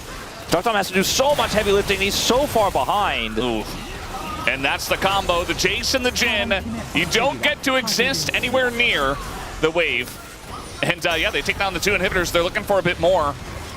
You can see that Duck Dom, really the onus is on him to do some damage. Diablo just kind of tanking everything, flashes away, dives to the Pantheon, and that is a massive pick. And a ton of gold to go over to Light. Is it enough though, as we still have the Jace? Dudu though is gonna get in that back line. As you see, they're trying to peel for him desperately. Kellen not quite able to land the stun, but at least they ward BNK off for now. Yeah, Duck Dom's like, as soon as I get my buttons back, I will get him. They can't get away with it. I just need my buttons back. I need my mana back. I'm going to go back to the fountain. And that is going to be the end of the Baron push, at least the significant push that they had going. The damage was done, but they cannot end the game. As Diablo gets satcheled, then caught here by Pioshik, then Pantheon stunned. And then Closer gets on top of him. Ziggs bomb, unfortunately, a little bit wasted. But they really wanted to kill the 6,000 gold ahead Jhin, and they did. And that put all the wind out of the sails here for this composition in terms of the siege. They're still massively ahead. And as you can see, getting a little bit more value out of the last part of that Baron there on the top side. 2 inhibitors fall. And now DNS not poised to contest this next dragon, but they're the ones with 3-1 Drake, so they don't necessarily have to show up to this dragon. They can just kind of hope that to utilize it to buy time for their inhibitors to respawn, ultimately. Yes, Diablo is very ahead. Yeah, it looks like he wants to pick up a GA at this point, which, honestly, probably a good idea. I mean, if the entire enemy team is going to throw everything at you, might as well come up if you do actually get caught, especially now that he doesn't have his flash. And, of course, they have to fight for the next bunch of Drakes that do come through. They cannot give this Hextech Soul over lest we get another big comeback. The lead in the top lane, which was the only lead for DNS, no longer really a thing. Diablo, no flash. He's just being bullied once again, and yeah, he does get away, but now he's not really part of this fight all that much. He's trying to back up and land an ult, but they're just gaining distance now as finally he's able to open up the curtains and does a minuscule amount of damage. The question is that enough to grab this dragon? And I think it probably is. I mean, we're 35 minutes in. They have so much damage with this Lilia. There's just no way we're going to see a contest, and they still have to deal with the super minion. So even though he almost got picked, you could argue his ultimate just means there's no follow-up, and they end up getting this dragon. This Ziggs that's so far behind really struggles to be the cherry on top finisher in some of these fights. Needs a lot more time. Great at clearing the waves. 2 minutes apiece on these inhibitors is what DNS is going to have to hope for. Baron will be up a minute before that, though, for BNK to take and then start this whole thing all over again. Oh, sorry. You said it correctly. It sounded like you were going to BNS. It's because BNK is BFX, and my brain is trained to not say BFX and to say BNK, and then DN leads me to say it. I have more than one meaning about the sandbox or ex-sandbox tricodes, and I want to say it right, and then it's bleeding into the other team. But it's the way it has gone. I think this game is kind of, it plays itself out from here, right? Barring a huge mistake, BNK just hold this prio with the inhibitors down into a quick Baron take, into sieging again. And at worst case scenario, they even us up like 3 Drakes to 3 Drakes, but surely 8,500 gold ahead, surely they can win from here. All they have to do is follow the recipe. It's been written. Yeah, I mean, press tab and see the timers and go, all right, well, this lines up. Baron's up in 5. Their inhibitors are still down. Look at where they're going. They're heading over to Baron. Valdez, who could have predicted they'll do it on spawn. Yeah. I mean, we've seen some crazy things in the last couple of weeks, but I think we should have faith in this one. DNS are not going to just let them have it, but this will probably be the last fight of the game. Look at the flank here from Clear. If he gets on top of Duck Dom again, that will spell the end of any opportunity for DNS. Spotted by Dude's scanner there. I did think they would just, you know, hard force Baron and go for a turn if necessary, but instead they're just kind of letting DNS slow this down. Inhibitor's going to respawn pretty soon. A lot of vision, as you guys can see here. And eventually somebody's going to have to face check. It will be Dudu. That shock blast pretty revealing. Yeah. As it is getting pretty low. Pyosik trying to get on into the pit, and there he goes. He's going to be stunned up. They want to turn onto the Sejuani as the smite goes to the Lilia and BNK. Pyosik super low, but he's the tank, soaking a lot of damage. Clear trying to frontline here, and with the counter-strike, I think it's good enough. But Vikla in a really rough spot, already goes down. Zonya's also already burned here. Raptor barely able to take out the Ziggs, as now the ult comes through. Kellen in trouble. Diablo trying to kite this one out, and I think he just does too much damage, although his frontline is disappearing. He's able to disappear the enemy team. That was insane from Diablo. He's just like, nah, doesn't matter. That was very Indiana Jones-esque. Nice sword. Shoots him in the face. See you later, Yone. 8-2 on this 6,500 gold ahead. Jin in this one. And it was a nice desperate attempt from DNS. They were almost able to bring it to 5. There were certainly some moments in this game where it looked viable. That Jax looked like it wasn't going to do anything, but the Ziggs alone, not enough damage this far behind. And BNK will take the win for Group Elder, putting them at a 4-win lead, or 4-point lead, with the +2 they gained from this best of 5. Yeah, feeling pretty good about their position now. And yeah, I mean, what can you say about DNS? I feel like just their start in this series was a little bit too slow. And by a little bit, you know, there were so many mistakes, honestly, that BNK were doing in games 1 and 2 that just went unpunished because, well, DNS just weren't in a mental or game states to be able to punish it. And so BNK got away with a lot. They got 2 wins. They got punished in game 3, and game 4 was definitely closer. So we have to give DNS some credit. But yeah, BNK staying true to themselves, playing very similarly throughout the series and able to net the win in the end. And, you know, somewhat expected results. We had a lot of 3-0, 3-1 Preds. And it ends up being that way here for BNK. Somehow I feel robbed because I wanted this to go to 5 just to see how chaotic it could have gotten. But I think the deserved winner was BNK. They deserved to win this one. They played much better through the mid-game here. Even though their comp was kind of finesse, Diablo was so ahead that it didn't necessarily matter.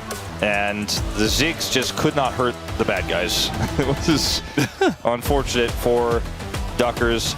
Diablo got a huge cheer. You guys probably heard it when he was put on camera. I think had a phenomenal series. Even though Clear really started this series off explosively, I think with the performances we saw from Diablo across the wins, he was just more consistent. And ultimately ended up getting my vote. I really thought I was going to be voting for Clear here, but did not do enough in those last 2 games. You can see that palm wheel there was landing on Diablo bot lane as well. So I would not be surprised to see, you know, 12 out of 13, 13 out of 13. You never know with some of the voters we have. But either way, feeling pretty good about Diablo picking it up, and Group Elder does move 4 points ahead. Feeling pretty good about their position, but we'll have to wait and see what happens when T1 and Genji do play. Yeah, there are some big bounce back opportunities, as this early game was so chaotic, but Diablo was the big benefactor of this huge error of judgment by DNS. Picked up those 2 kills, that was able to just basically say, look, I have unlimited frontline in this game. I am so large that no one can really touch me. And he has spent most of this game 5-0. Took that turret out in the mid lane. Just such a big problem to deal with. Ends up getting shut down here, but think that was his first death of the game, but he just is so huge in that Baron fight. This fight was the one where they finally got him, stayed alive a little bit. But I want to watch the final fight again on Baron, because that was the craziest one. Where it looked like maybe Closer did it, but no. 그래도 쿠킹가 올게. Diablo, look at his shots here. On fourth shot, reloading now. Baron is secured. Opens his ult up. And then Closer has an opportunity here. All Kellen is saying is just hit the front line. Yeah. Look at this. Diablo just walks down and shoots him in the face. Yeah, if you're not CCing this Jhin, he will just wipe your whole team at this point in the game. Actually, crazy damage. Pretty much any AD carry, but Jhin as well. And he ends up doing the most in the game. Even Vikla had more than Duckdom. I mean, Duckdom put up some numbers, but again, it just wasn't effective damage in the fights. And they really had trouble finishing off some of the targets in the late game, so felt like they just fell off a cliff eventually. Around the 30-minute mark, you can see it there on the gold difference graph as well, as we are definitely going to be giving Diablo his player of the match, and we'll be hearing from him. And yeah, I think everything kind of makes sense today, Wolf. Yeah, I think this is the result everyone expected.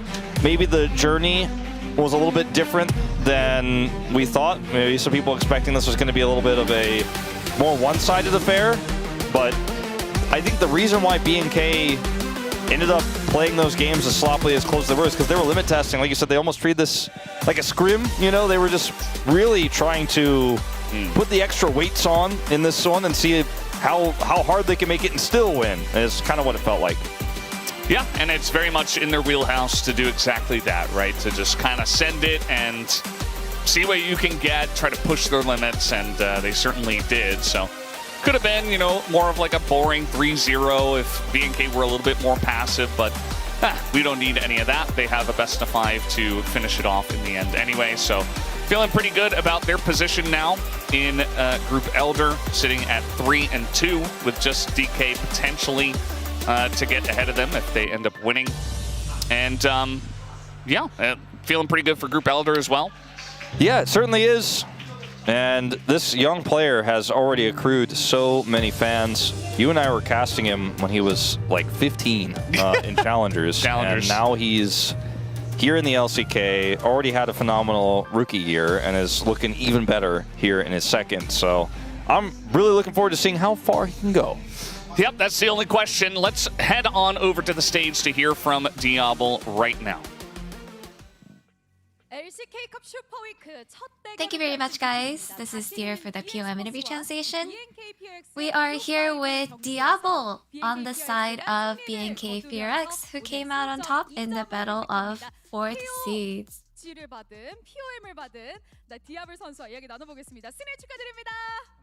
Congratulations!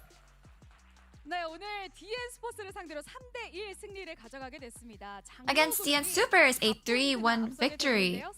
So Elder Group is now 4 points ahead. How do you feel? We won today? I think I'm pretty happy about it. It looks like you had a big contribution to the Elder Group. And in Game 1, your Lucian would just dash forward for those playmaking angles. So from a spectator's point, it was very anxiety-inducing, but were those plays just simply calculated? Yeah, I think I try to be more mindful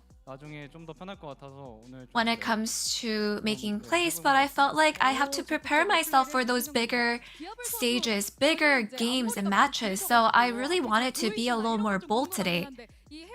You know, everyone's wondering, can you see with this hairstyle, what is the meaning behind it?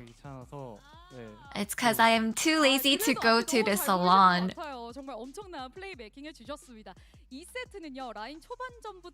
For Game 2, after taking the early lead from the laning phase, you snowballed the game impeccably.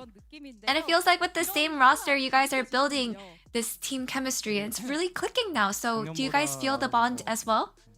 Yeah, I think it has improved a lot since last year. So when do you feel it the most? Well, first of all, whenever you play the game with the team, I feel like we are really getting those moments to turn things around often, more often than before. And right before Game 3, DN Super subbed their support and Life was swapped in. So what did you guys discuss as a team? Life as a player tries to pull those pocket picks, and I think we were definitely expecting him to take that Pantheon. And that Game 3 was an unfortunate loss. So what did you try to focus on for Game 4?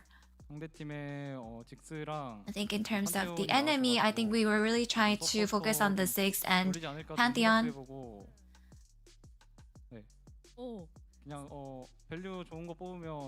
And I think we just try to go for those value picks and just farm out and look for the late game. And in Game 4, you guys took Jace as the first pick on red side, and it looks like he was flexed to mid lane after seeing the enemy comp. So what was the thought process? Yeah, he was supposed to be used for jungle, but Vikla in the mid lane, he said that is a really good matchup. And he said he was pretty confident, so yeah. I think we're just really going for also that AP jungle for Raptor as well, so that's what we solidified. And it looks like you managed to steadily turn things around after a tough early game in Game 4. And if you were to die, the game would have went the wrong way. So were you getting clammy or nervous at all?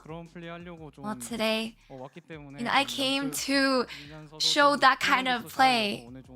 So, I had been practicing, and since the stage was set up for me, I think it was just my moment to shine. And you won the Rookie Award last year. And we can tell that you are growing steadily as a player, and this is year 2 for you. So what mindset do you have this season? Compared to last season, I have the mindset of, trying more and just becoming a better player and just trying harder.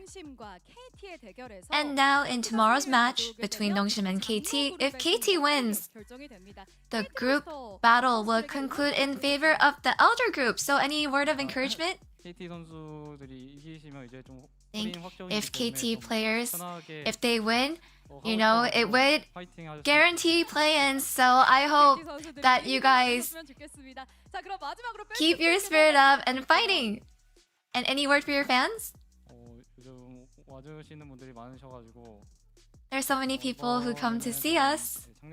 And this time around, compared to last year, I think we concluded as 10th place, but I want to make sure that we have a better result than last season. And that's the end of the interview with Diablo, and back to the space. Thank you. Thank you very much, dear, and Yeji, for that wonderful translation. I just did the Brendan Valdez right there, where he always says, thank you for that wonderful translation. Anyways, Diablo not only opened up the curtains in the game, but showing why he doesn't open up the curtains right here. He's too lazy to get a haircut. He gets the POM, though. Doesn't need a haircut when you're that damn good at the game. Honestly, I can respect that, because in the off-season, I kind of just, I'm not bothered about getting a haircut. Do you do that? Do you not color your hair in the off-season? Do you just leave it one color? I let it recover in the off-season, right? Oh, yeah. How frequently do you get it colored now during season? Just like a... Depends when we change seasons, right? Usually like twice. I do 2 big colors. Once for the beginning of the year. Oh. In my mind, I think it's like monthly, but... Yeah, probably. Feels that way. Whenever Ox talks to you like this, it feels like he's leading you into something, so I was very sausage of that whole translation there, that whole interaction there. Sausage Ox. It's not sausage. The POM. Let's take a look at the votes here. The guys were saying it was going to be a 13 out of 13, 12 out of 13. Korean Cast giving huge shout-outs to Kellen, and one analyst thought it was Clear, who had pretty solid game, and Jonna Strong based as well. Let's start with what did. I mean, I gotta vote for him. I look at all the team fights, and I gotta shout out Clear here, because it was so obvious that Diablo is gonna get POM because of the boom damage, but call me a hipster. but I love how he played in team fights. I love you, Khalil.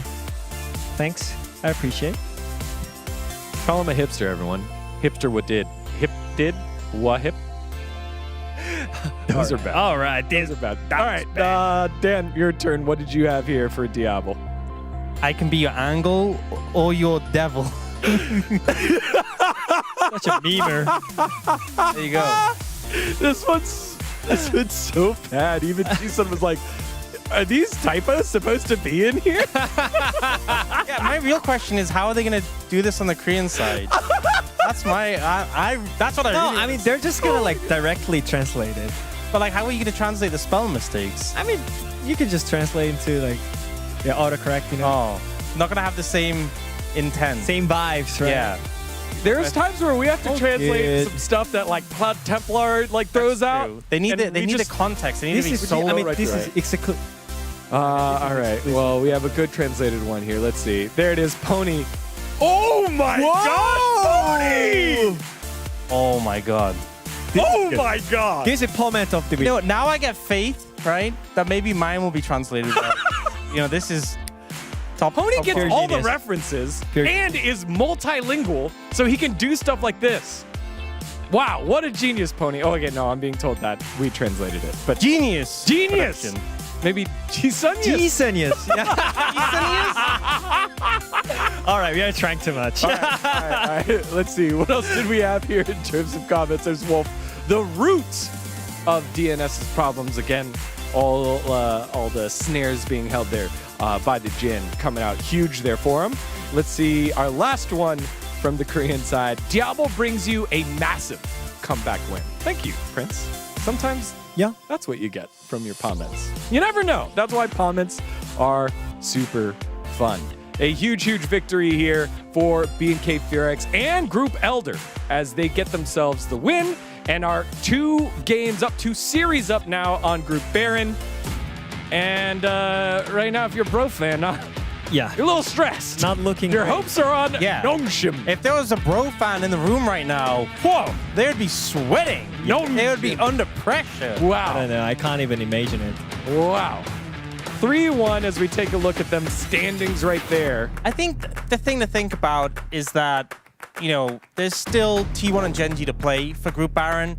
Yes, this does put a lot of pressure on Nongshim, but you still have the big dogs ready, waiting in the reserves. You just gotta hope for tomorrow's match. Tomorrow's match, a lot of pressure on that one. Is there a possibility Nongshim could come through? Absolutely. But you're hoping, you're praying, right? It is KT, right? It would be such a KT move. We all know it'd be such a KT move. I mean, just, you know, I picked this matchup as a match of the week because I can smell it. Because I'm an official co-streamer for LEC. And now I know some games in LCK smells like LEC. And I think this matchup will be smell like LEC. What does it smell like? What's the actual... You'll see it. Yeah. Like, how I'll see it or wait, just check out like LEC streams. Like, what does it compare to? You know, is there any... I don't know, like when you work out and you don't really like shower right after. Oh, a little bit, you know. That's not a good smell. I mean, you know what happens after. That's not what I smell. But anyways, okay, you know. Yeah. But Did, get us out of here.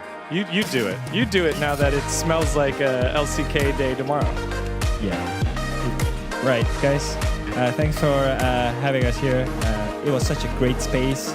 I hope you guys shower right after the workout because we're gonna smell really bad, you know. Just a little advice, you know. Just saying. Just saying. I don't know. Just bring some perfume tomorrow. All right, thanks for Did. That was good. But on behalf of everyone here at the LCK, we thank you so much for watching. We'll see you tomorrow for Nongshim versus KT. Bye-bye. Take a shower. Life advice with Did. Thank you. Thank you.